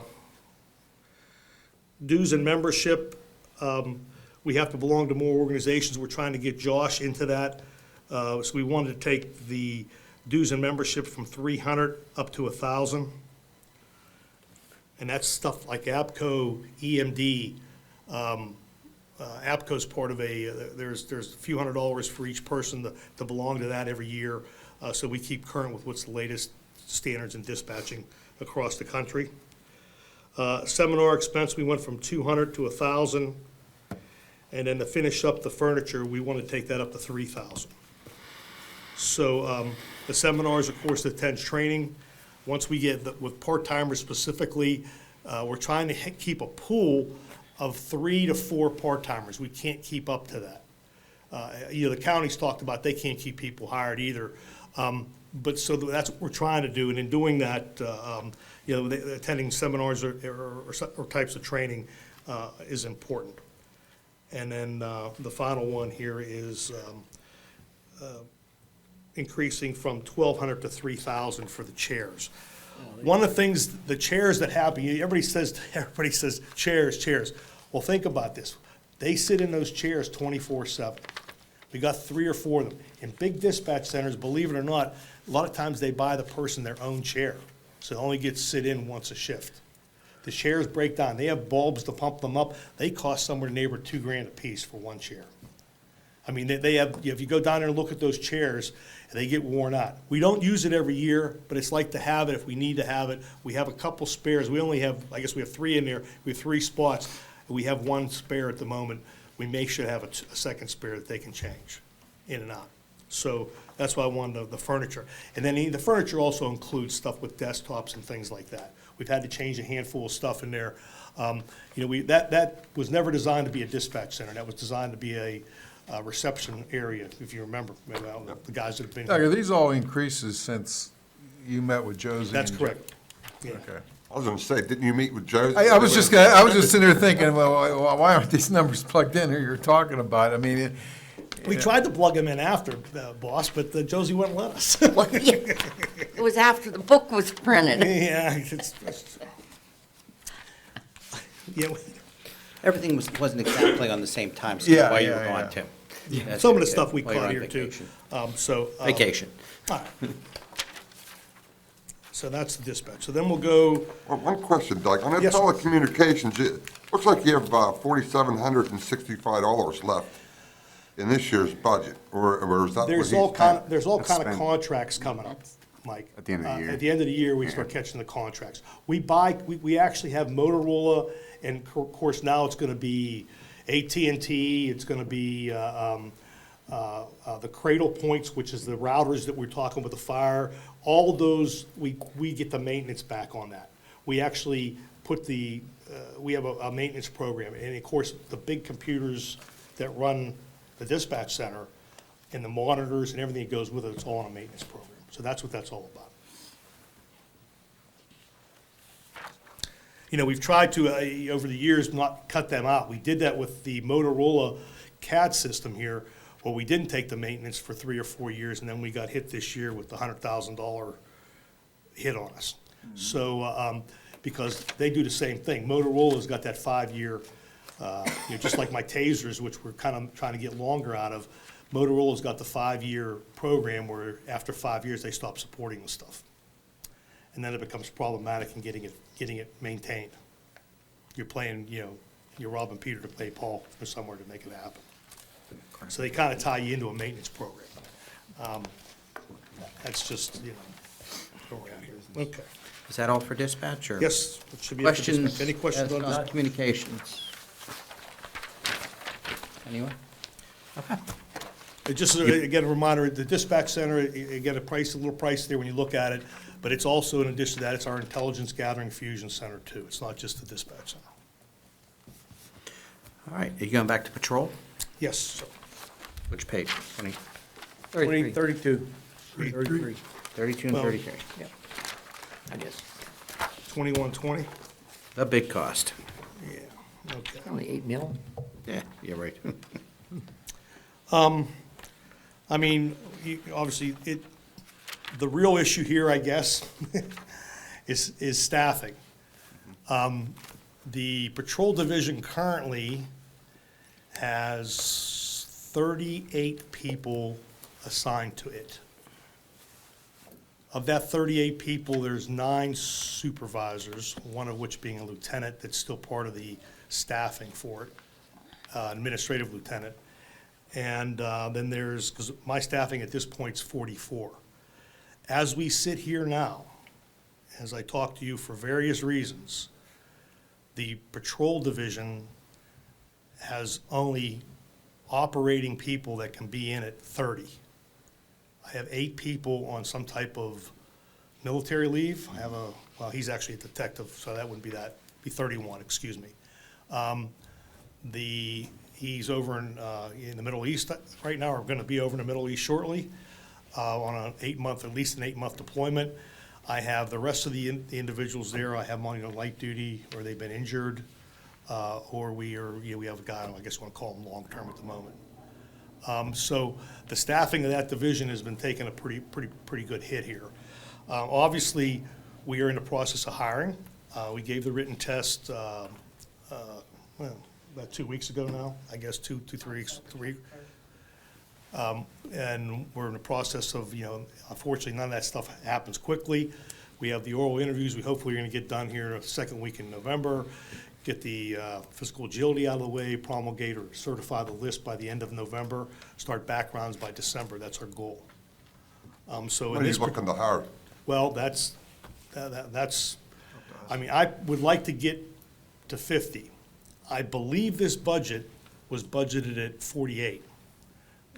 Josie, and not just patrol, the whole department is 4 more than what we currently have now at 44.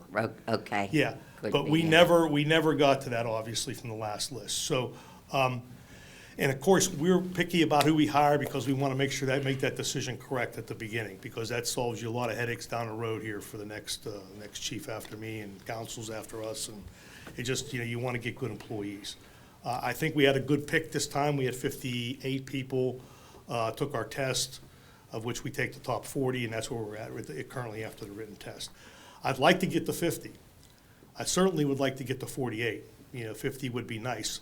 50, but I know, I'm looking here at this cost for a Monroeville police officer that I did for the school district, because I've had discussions with the school district, and they do want a uniform Monroeville police officer back in their schools as an SRO, at least preliminarily here.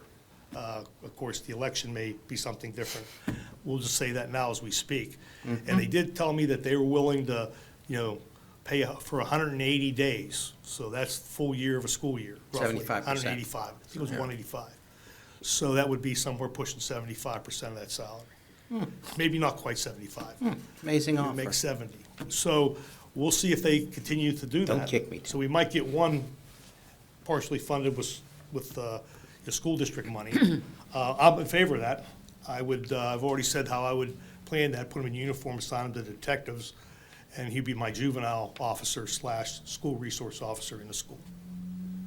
In addition to that, we've talked about a couple years now, 2 or 3 years, about trying to get back in the canine side of things. If we do the canines, which I'm in favor of doing, I think 2 would be plenty.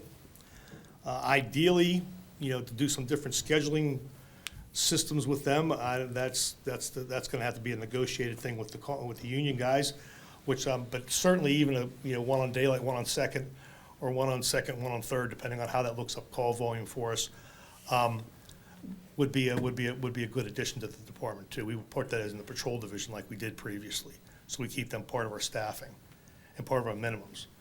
We've continued to keep our minimums at 5 officers and 1 supervisor on second all days, 4 and 1 the rest of the time on daylight, and third, except for Friday and Saturday, we beef up third, 1 more guy.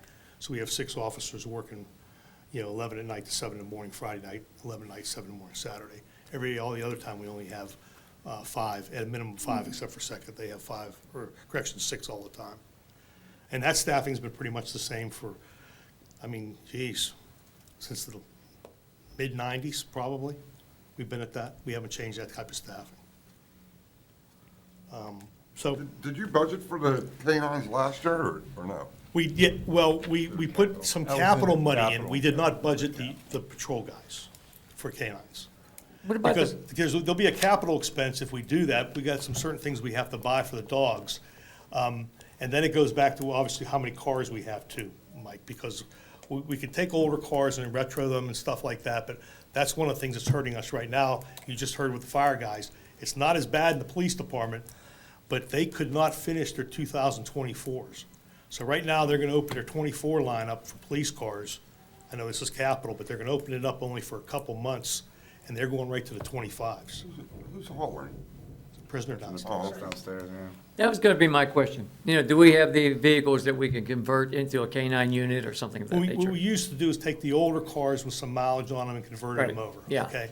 There's an argument that you should issue the car to the K-9. So that means that the dog, if the dogs get sick among, you don't want them sharing a car. Sure. So the idea is not that you necessarily have to be a take-home car, but it's got to be issued that that K-9 is going to be using that car as his officer, his handler, and the same thing would be for. And the policy is gonna be that if you do go K-9, the officer's gonna take that animal home?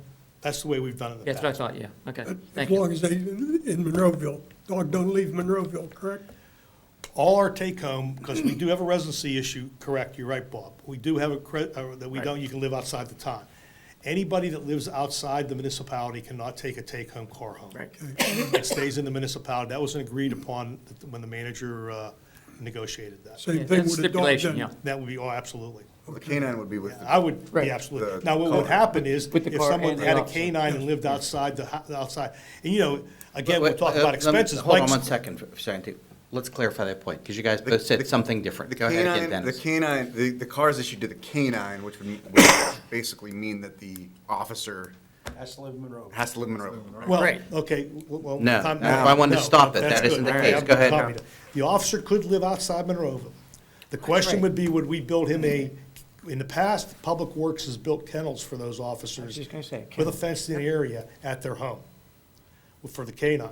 Okay. And they were in Monroeville, obviously. If they lived outside the municipality, then they could transport that canine to and from to the car. That's what they do Okay. now in a lot of places, and put the dog in the car and then patrol, take the car out, get it back in their car and go home. It would be a little more muddled up, yes, but the issue is I know some departments do let the car go wherever with the canine. I would not be in favor of that. We have take-home cars. The idea is we want presence in the communities, we want visibility. That car needs to stay in the municipality.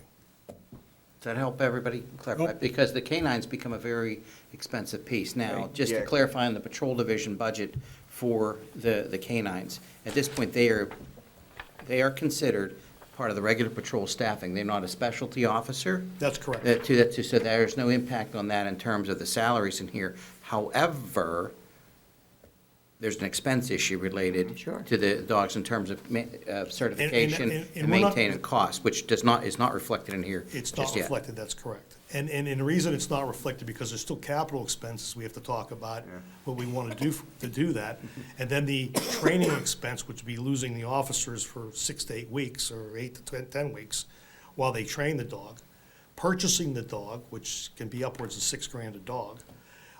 We would hope that we would get grant money for that. There has always been or at least there was, or currently is, the district attorney's office will fund canines. They know how important they are. So, again, that's. There's a training and certification ongoing cost. Then there's a certification, there's an expense extra on either paying them to take care of the dog on their off days, as well as, during the regular shifts, that they get time to do that. In the past, we gave them, they only work 7-hour days, and they got extra comp. I would not be in favor, we'd have to negotiate that with the bargaining unit. I would not be in favor of that scenario. We need to stay with 8-hour shifts, 'cause that's where we're at now, and then we gotta figure some other way, and we have to, by law, Yeah. pay them to There's a take case care of on the that, dog. actually. There's big-time Yeah, case law. yeah. Yeah. Sort of why I brought that up. It's always been the case, because again, the So dogs need to maintain it's more than just accreditation. saying, hey, we're gonna go get a couple dogs, let's have, it's gonna be a little bit of planning, and it certainly is gonna be, but we've done it before.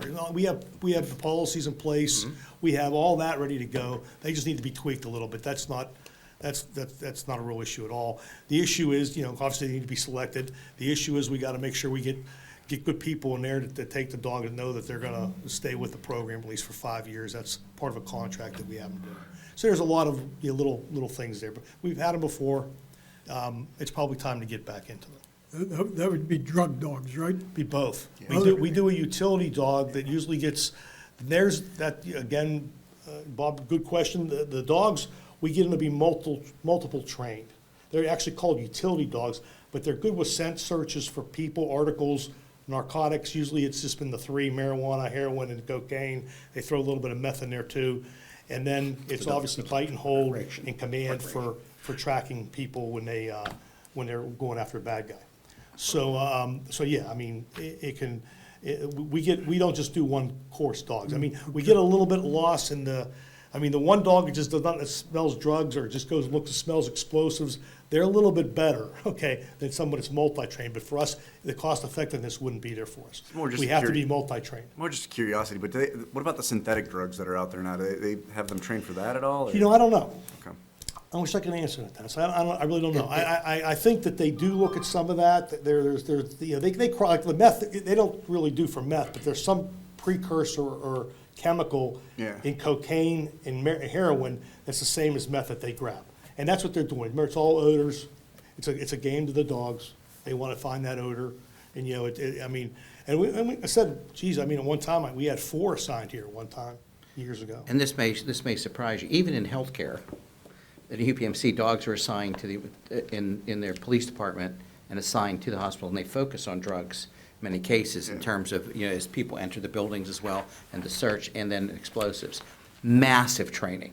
I mean, to the level that they want to be able to detect, different than the utility dogs here. But I think what's important, coming back to the budget here, is that this budget does not reflect in here that those operating costs that are in there right now. So if we do this, it's not snap our fingers to make that happen, even though it's positive I agree. and place to do that too. So that may be something. But one of the to other change reasons that. why we haven't pushed forward with it was because of staffing.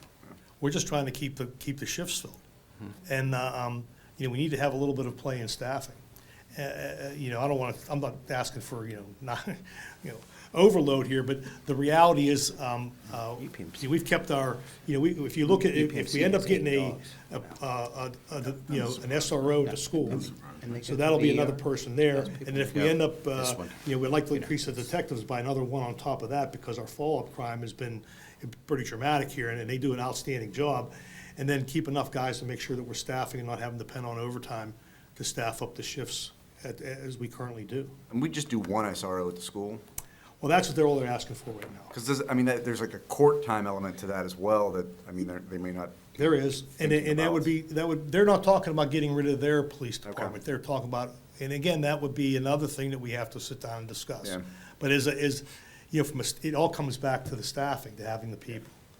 So that's why I'm asking for 50, but, you know, certainly, I think we need to be a little bit above where we are now at 44. In reality, the other thing is just, again, we have 2 people that we think, certainly one, probably 2 are gonna retire next year. So we're gonna be down 2 more on top of that, definitely 1.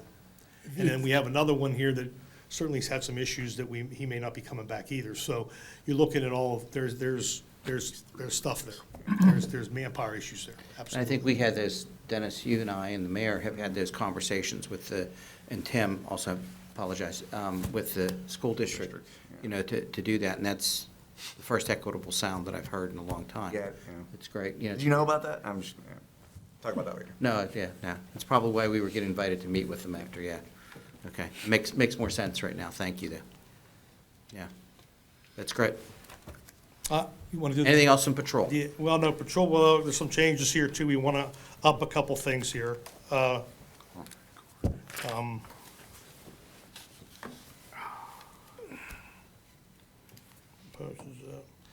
was looking at the weapons and protective equipment.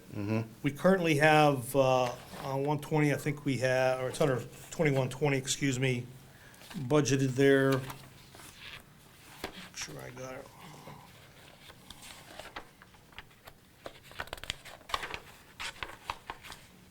Good. 243? Yeah, it was be,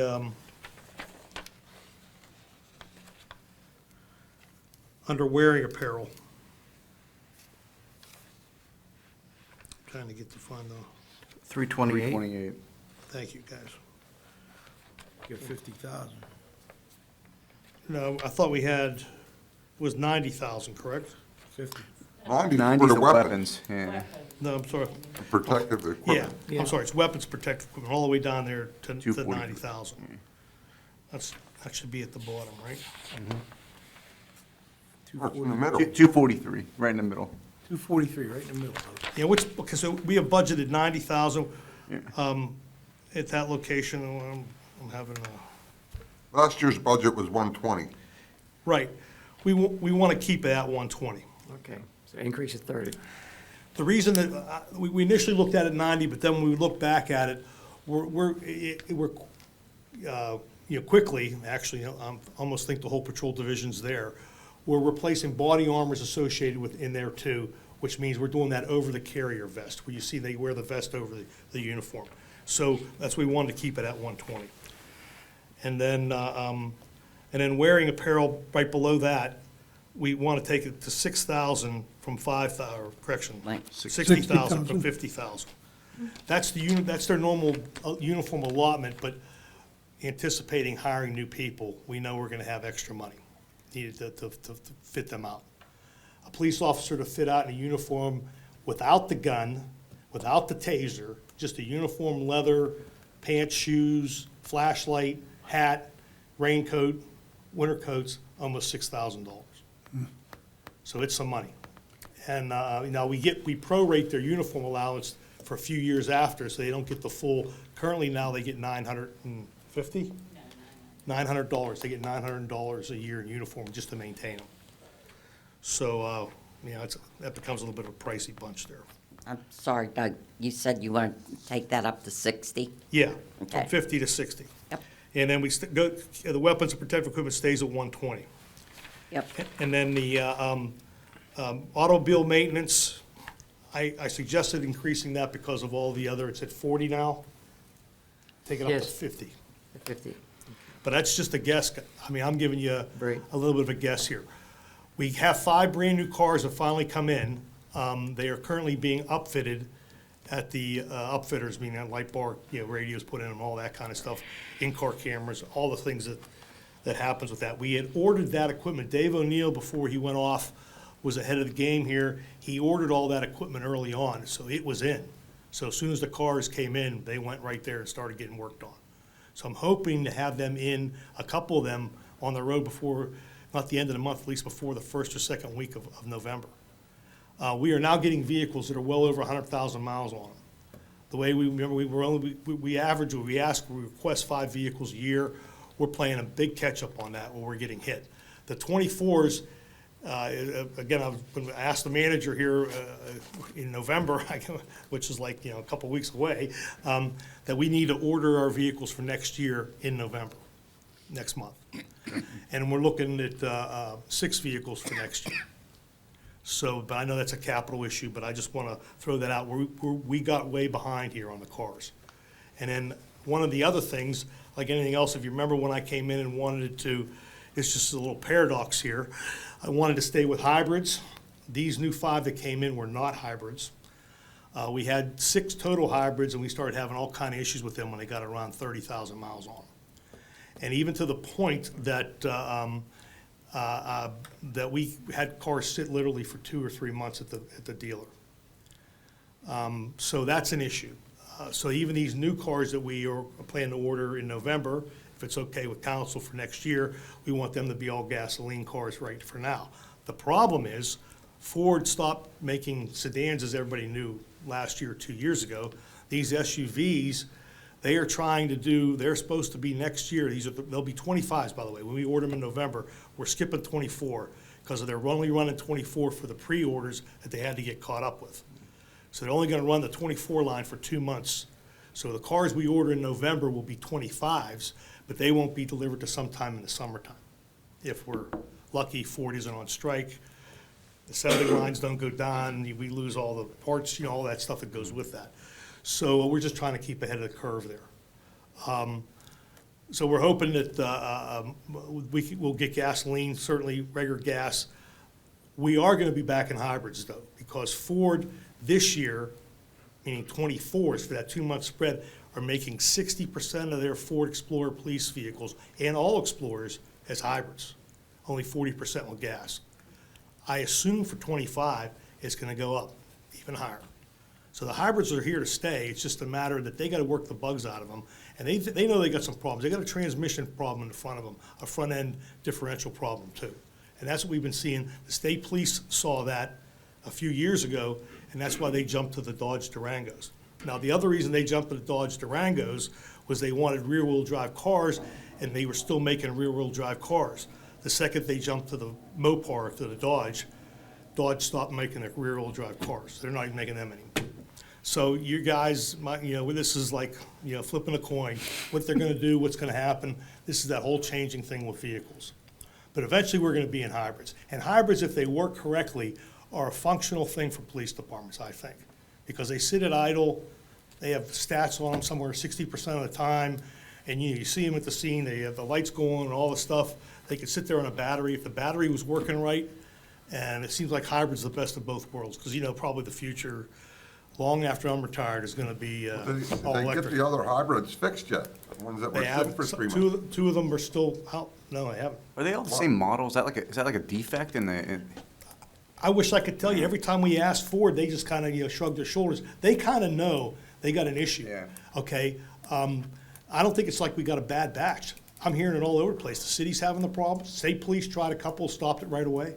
I wouldn't buy no more hybrids if they're sitting for 3 months. Well, right now, we're Bringing in not, cars. well, we aren't, Mike. We're buying gas. Gas is the next order next year is for gas, but we're gonna get forced because they're not gonna make gas anymore, is what I'm trying to say. They're gonna be hybrids.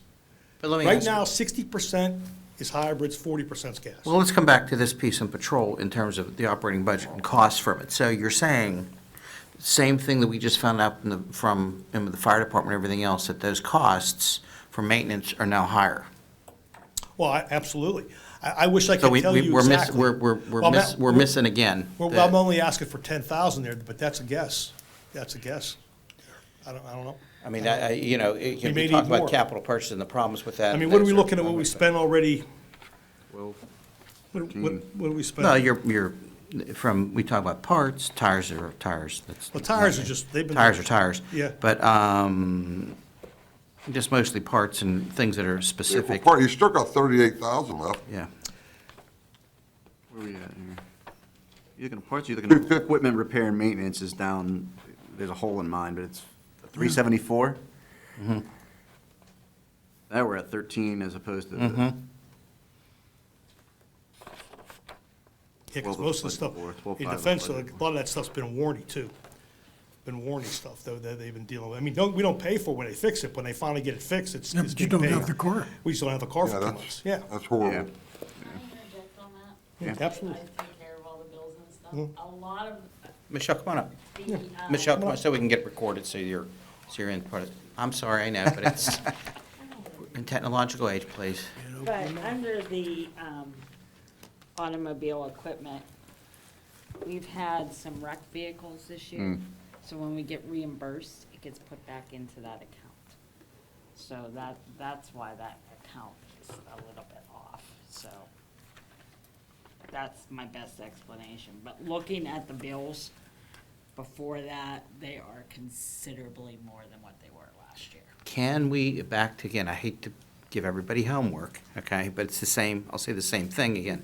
Are we clear if we can make a better wag at what that cost is going to be to do that? Because we're gonna end up, Can't know. the CAFR's gonna go, be blown up when we're pulling Robin from Peter to pay Paul, to cover the cost, because we have to have the vehicles work, because obviously, Well, if you look at repairs in Yeah. '21, we did 62,000. Okay? '22 was 26,400, because we, probably some new cars in there, they were doing okay here. The actual here is 20,500, or correction, the actual is already 49,000, that's the end of March. 49. Yeah, so we're over already. So I think the 50 was a good guess. Just saying, hey, okay, we're gonna have newer cars next year, some of it's gonna be under warranty. We got new ones that are here now, they're gonna be carrying over to next year.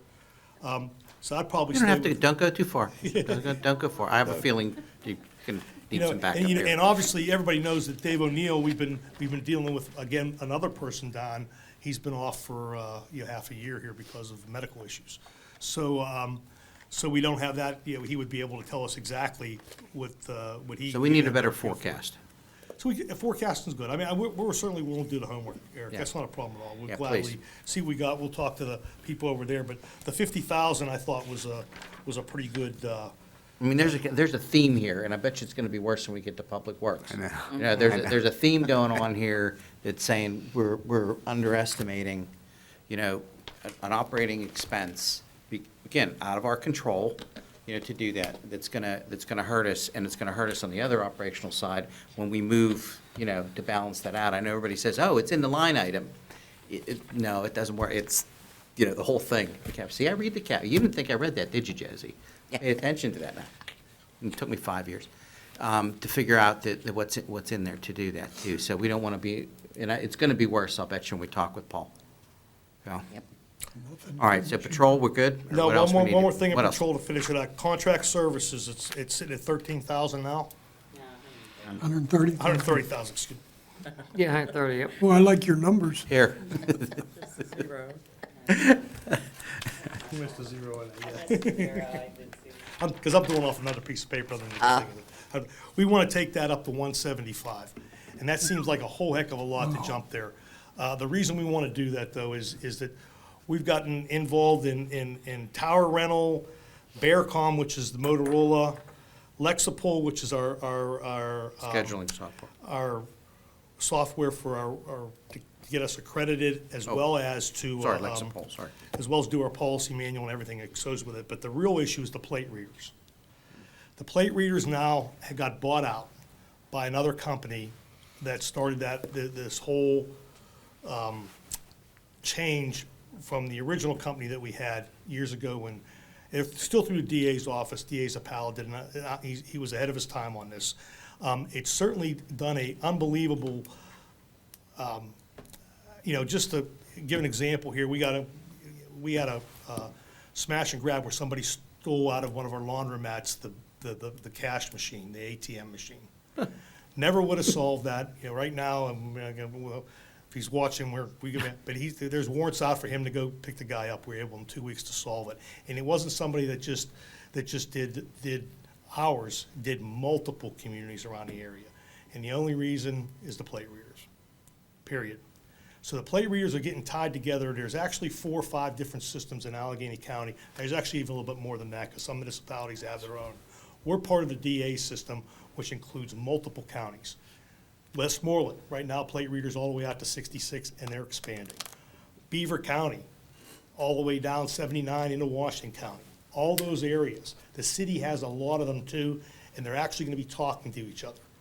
Part of this thing with this extra money we need here is even in a capital, we want to add more intersections. And now we can put plate readers not at intersections. We can put them standalone because the technology's changed.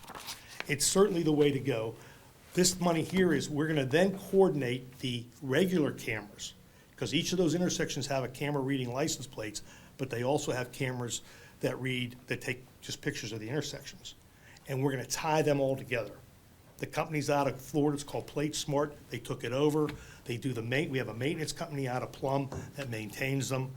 We actually just changed our internet access to those intersections into our plate readers to a different company. Brian, hats off to Brian and Tina. They put that together. We saved money on our monthly fee to those intersections for the internet connection to them, and we got faster speeds times 10, which is going to support the video cameras. So this is part of that whole big picture of keeping that system up and running, replacing cameras when we have to, and certainly coordinating different groups, meaning, so there's going to be maintenance on every intersection is what it really comes down to. So that's why that's the pickup on that. I mean, in our conversation with the DA on Saturday, to do that, again, I told him I would only credit him twice for this statement, then I'm going to steal it, okay? And the credit is every other business that's out there, it's a technological cost of improvement. That's what this is. It's whether Tina's point on, we're using Office and dual authentication, but this is that cost as well. So there's a cost of the technological improvement to that. And then on the capital side, you're obviously going to hit us up for more to do that, to continue to expand that around us. And the challenge is allowing people to know that, A, we have it from a deterrence, and also then, as you always call as an investigative tool. Investigative tools off the tools. On top of that too. So, and it's helping us protect us, and, the bad guys need to know if they're coming here that we're going to, there's a means to track them, to find them if they do bad things. I agree. I'm done with patrol. Okay. So are we. Yeah. Now detectives, I assume. Detectives, I only got one thing for detectives, if they don't have any All right, questions. let's get on. Yeah. Yeah. What's that? The special seizure expenditures has 0 in it. I like to put $2,000 in there. That's just if they need money for undercover 317. operations. We do a pretty good job of not using that. Many times if you go back over a 10-year period, which is probably why we took it out. 317. You see zeros. We have 2,000 there, but nobody ever uses it because we use other agencies' money, meaning the federal government or the state government. So we use them. We still do a lot of investigations using money, but we don't use our money. So, but I like to have That's okay. 2,000 there in case there's something that we would need to do that. So that's all I have for Did you meet with Doug? We did, yes, Yeah. we did. Sure. Last year. I'm counting here. Yeah, 1, 2, they're matching up 3, 4, last year, huh? 5, Oh, we got more too, Tim. Not too many. 6, No, 7, we had a 8, couple more. 9, 10, 11 line items changed. You know, all this stuff should be done before, Doc, I got, we have a 2.24% increase, and after we're done here, that's gonna change in the overall budget. Be like 5.7. That ain't good. I got the, that's really all, that's the only thing I have for detectives.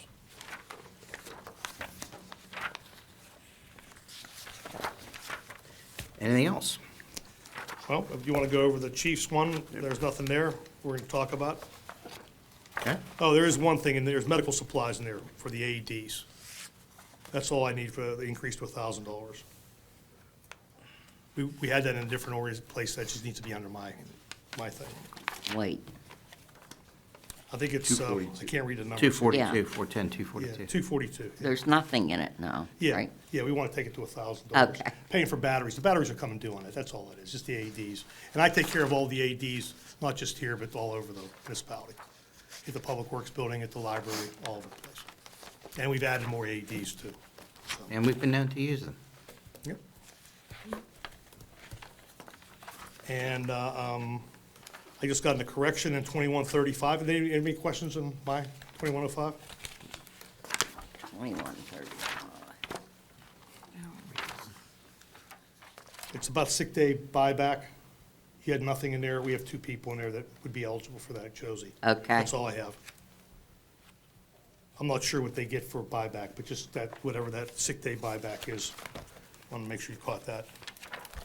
And then my final one would be the School crossing guard. Public Safety Training Center.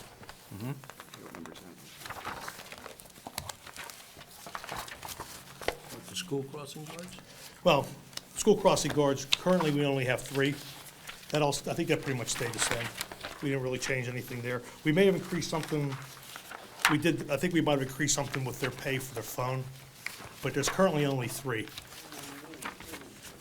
We okay with the phone and that? Yeah, we don't have to do nothing here, but I mean, I think we did that when we were talking to Josie, to make sure that their phone and their uniforms are there. And then the final thing is the Public Safety Training Center.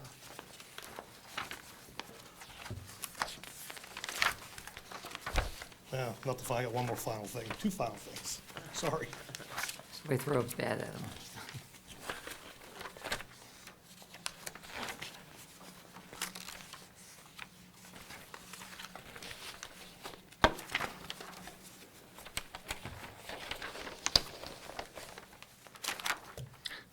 That cable security, well, that was just obviously a one-time.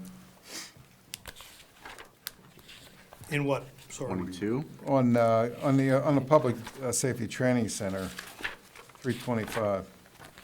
That was budgeted this year, 22, you got it down to 3,500. I was just wondering, in 22, you spent 24 and some change, 24,000 and some change. 23 was only 2. I mean, maybe, did you anticipate this year to spend something up there with respect to cable and security? But we didn't, obviously, we didn't spend it, though. I'm just trying to figure out what that is. Tina might know. Or is that something that's due at the end of the year? It might be an end-of-year thing Yeah. too, Okay. boss, but I don't, I'm looking at that. What I was concerned about here was we've been talking about painting the tower, the fire tower over there. We've been talking about that for a while. There's things also about some openers. And, one of the things I wanted to, I mean, we have, we wanted, I mean, we have cleaning, general supplies.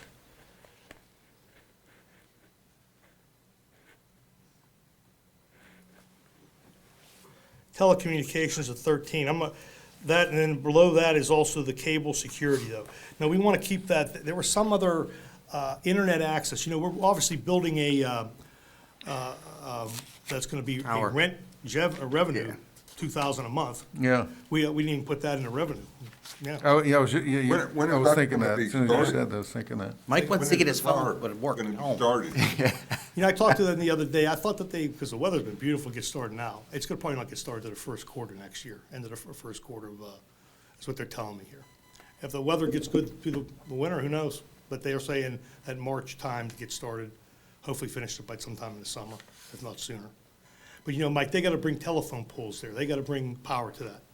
They're going to go down past and come up the back way, and they have to also, so we're thinking there's going to be some expense possibly that we would want to incur there to upgrade our systems around that whole internet, which is the microwaves, adding the microwaves to the towers and stuff like that. That's probably what we were thinking about, that They're gonna be 22,000. bring poles from the Hills roadside.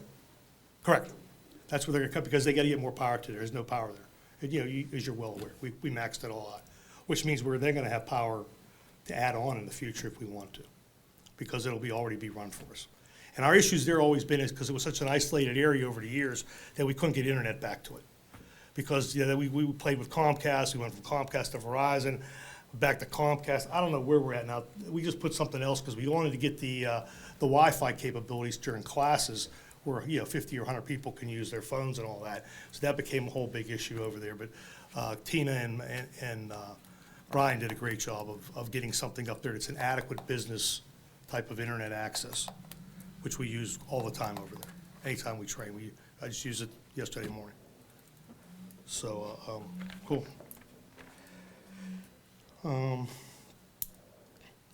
Cost of utilities, though, I mean, we kind of went by what we've done in the past. You know, that's something you might have to look at, too. Water, electricity, gas, as always, they're all going up, right? So, I mean, that's the only other thing there.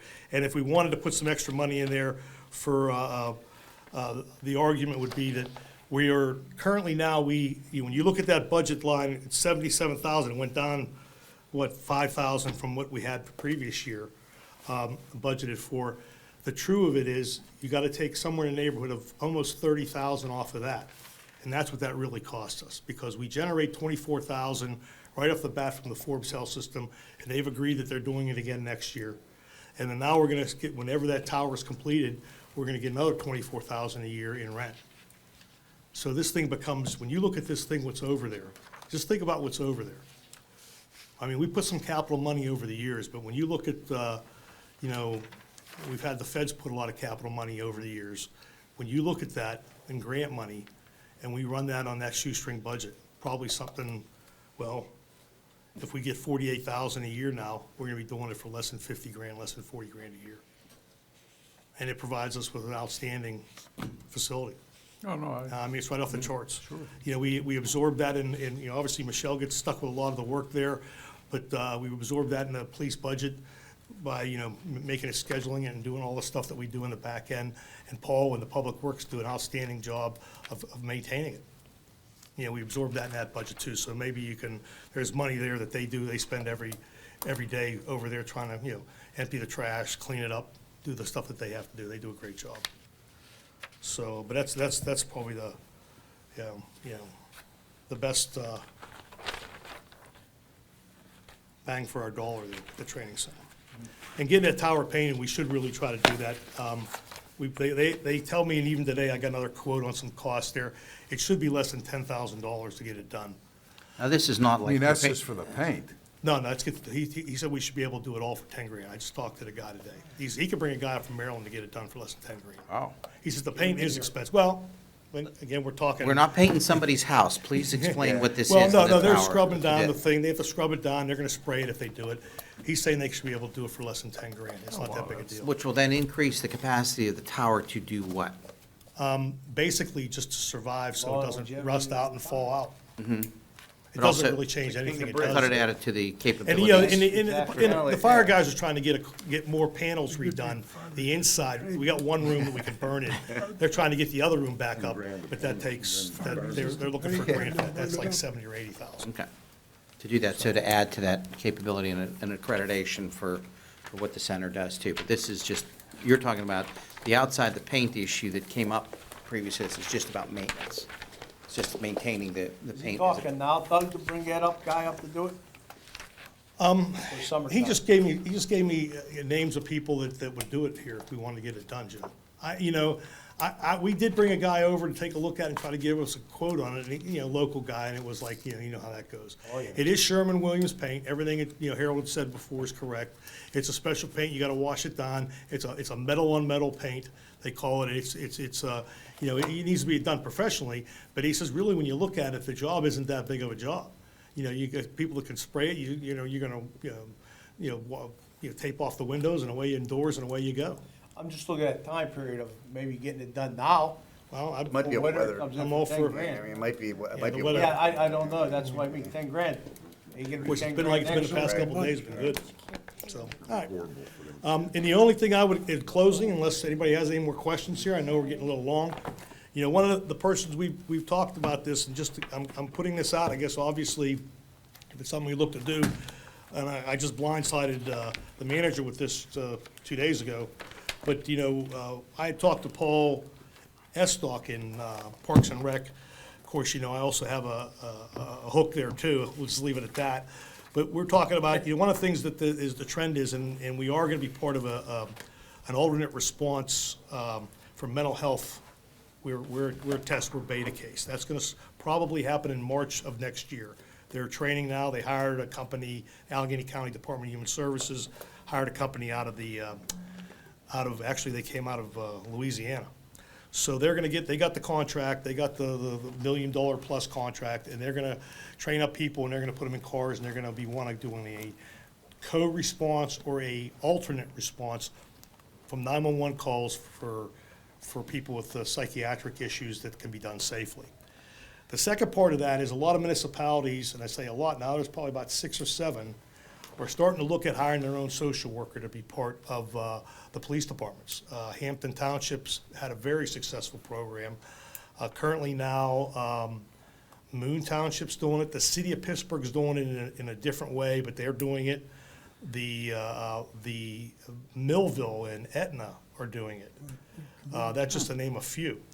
So the thought process would be here that they have a social services program out that's designed to be a response with police, they call it police social work is what they're calling it. The idea is you take someone that can then handle all these psychiatric emergencies and follow them through, make sure that they're getting, not to mention psychiatric stuff, but the aging population, people that are having issues just, surviving at home, that type of stuff. And I think that might be something we should look at. I would think that, going out as a full-time FTE for the police department, which I would gladly take, but maybe a better way to make sure that it works correctly is have a dual person that does helps out Park and Rec half the time. And of course, some of the social programs will roll into what Park and Rec does anyway. And then, of course, help the police department out and follow up. This caseworker, this young lady, Angela, we'll call her, she's a master's degree out of Slippery Rock. It's a new core program that you're seeing being done all over the country. She's been outstanding. She's someone to listen to. She currently holds about 400 cases. She actually even goes and follows up on domestics after the fact to see that people are seeking the right services. And of course, someone in there's a ton of services available through the county, and a lot of people just don't know. Even the police. I mean, there were services that I never knew, and I consider myself pretty versed for 38 years of doing this. Excuse me. So I would hand that out, that would be something we should look at. I know, just to say we're gonna budget for another FTE is a big deal, but when you look at that from a standpoint of how we decide what our staffing is gonna be in all these departments, I'd be certainly willing to share that. Quick comparison, because again, in my EMS career, I spent a lot of time in the mental health side with helping people, and also in the process that it does to get people help on an emergent basis. Those things that are where people present a clear and present danger to themselves and to others, being, the standard that's in there. That's the request for it. And at this time, there's no changes that talks about in the commitment process as well. To do that, it still takes petition, it takes a review of that petition, a physician to help with that, and that petitioner being reviewed. We've run into some problems with that now. In our time, when I say back a few years to do this, we looked at how many now, and then what are we looking at now in terms of the stress on the police department? Used to be, I've been saying this, and the statistic's pretty true. We used to do 3 or 4 a week, Eric. We're now doing 3 or 4 a day. My department's running to that many psychiatric-related calls. Check the welfare calls. I mean, we see it That's with more than EMS. the detectives. That could be 1,000 related investigations, if you will, from so many licensed. I mean, if that's what we're looking at. It's how far you want to take them. I mean, obviously, the issue we had here that brought it to light was the elderly lady that was living out of her car. But that's people getting evicted out of apartments, people they just can't take care of themselves anymore. I mean, there's a whole realm, not just somebody having a psychiatric emergency. I get on that line, I probably get a call once a month, every 3 weeks on my phone, and usually it's on the weekend, somebody leaving a voicemail about them being evicted. When you said evicted, that's what, or looking for housing, they're saying they're homeless. Now, they could be bogus, but I'd say I easily get one call a month. The problem's changed. It's changed dramatic. I won't say dramatic. It's changed across the county. And obviously, this is post-pandemic stuff. This is part of that too. Yeah, this all started, right. This is all, and it's about having, part of this issue with even the county being better involved. I mean, the county they want to have 15 of these early response vehicles countywide here in the future. That's their goal. They're starting with 2, one in Penn Hills, Monroeville, and one in McKees Rocks, Allegheny Housing Authority down there in the Rocks, would be Stowe in those areas there. Hey, Chief, would they send an armed police officer with the social worker? Well, that's where the issue is, Bob. The issue now, the answer, yes. Initially, this is going to be a dual response. The cops are going to, and then they're coming. But in the future, and think about this now, there's the 988 number, 911 for emergencies, 988 used to be the 1-800 number. You're seeing the advertisement nationwide. It goes, that Resolve answers that now. That's a UPMC based in the east end of the city of Pittsburgh. They answer that now. If somebody dials 988 instead of 911, they get Resolve, and Resolve sends people out with no police going on. We don't even know they're going. Wow. At least now, we'll know that they're going. Even if we don't go with them, we'll know that they're going because they're coming through our dispatch center or the county dispatch center. So there's going to be a bunch of wrinkles here. Don't get me wrong. This is not going to be something easy to do, but the future, I think, is based on this Hampton of all place. I mean, that just surprised the heck out of me, but they had the same problem. They had problems that people weren't on their medications correctly. You got to be willing to have that follow-up. And if you have someone, if they have a car, they gave them an old police car, they drive up, she checks on people, makes sure that she's just a wealth of information. And I talked to her a handful of times to her initially, and she came out and talked to the Turtle Creek COG about trying to do it COG-wise. But Monroeville, I can certainly tell you Penn Hills we have enough work for one person, without a doubt. So that's really what I'm just doing there is just throwing that out for everybody under that could be an FTE on a civilian side of this. Could be a good fit. Just to echo, Doug, back in the spring, I was at some municipal manager's function, or I forget what, it might have been up at Pelraz, I can't remember. And I happened to be speaking to Sue Burnett, she's the assistant manager at Hampton. And then I was speaking to Chris Lochner too, but I don't know how I get into the conversation, but I said, how's that working out? Her eyes lit. She says, oh, it is working out great. And I expected to say, well, Tim, there's a couple bugs here, but no, she said it is really working out well in Hampton, what Doug is talking about. And Chris, her boss, the manager, he said the same thing. He says that's really working out. I forget the girl's name. Stephanie, I forget what her name is. But she's hired full time. She's with Hampton. They actually just hired her a part-time person to work with her. That's how much of it. I mean, if you were doing 400 cases with extensive follow-up, you're talking about a lot of work, and we have more. I mean, what you're saying, the dispatch center, we're seeing 1,000. Yeah. It's more than the detectives with the time, manpower. And this is just mental health case. I mean, not to get on my high horse here, but I mean, the jail is basically the mental health hospital for Yeah. the county right No, now. I mean, you're- no, it's, that's exactly right, Dennis. if you We've, can divert we've, some of that. we've transitioned over 30, 40 years. Well, I was talking to Doug yesterday about this, and everybody knows this. We used to have, what, 6 mental hospitals? And Yeah. was that State run. Dixmont, State run. Woodville, Right. Mayview? Right. Yep. Woodville, you said Woodville, I Bay, said Wood, yeah. where? Torrance. Well, Torrance. Torrance is part I of thought correction. Torrance was Torrance is no? still there, yeah. Oh, it's back now. Yeah, but it's with the state correction. And they're all gone. There's 2 left, I think, right? That all- One in that the all east and one in the started west. In the 80s, Yeah.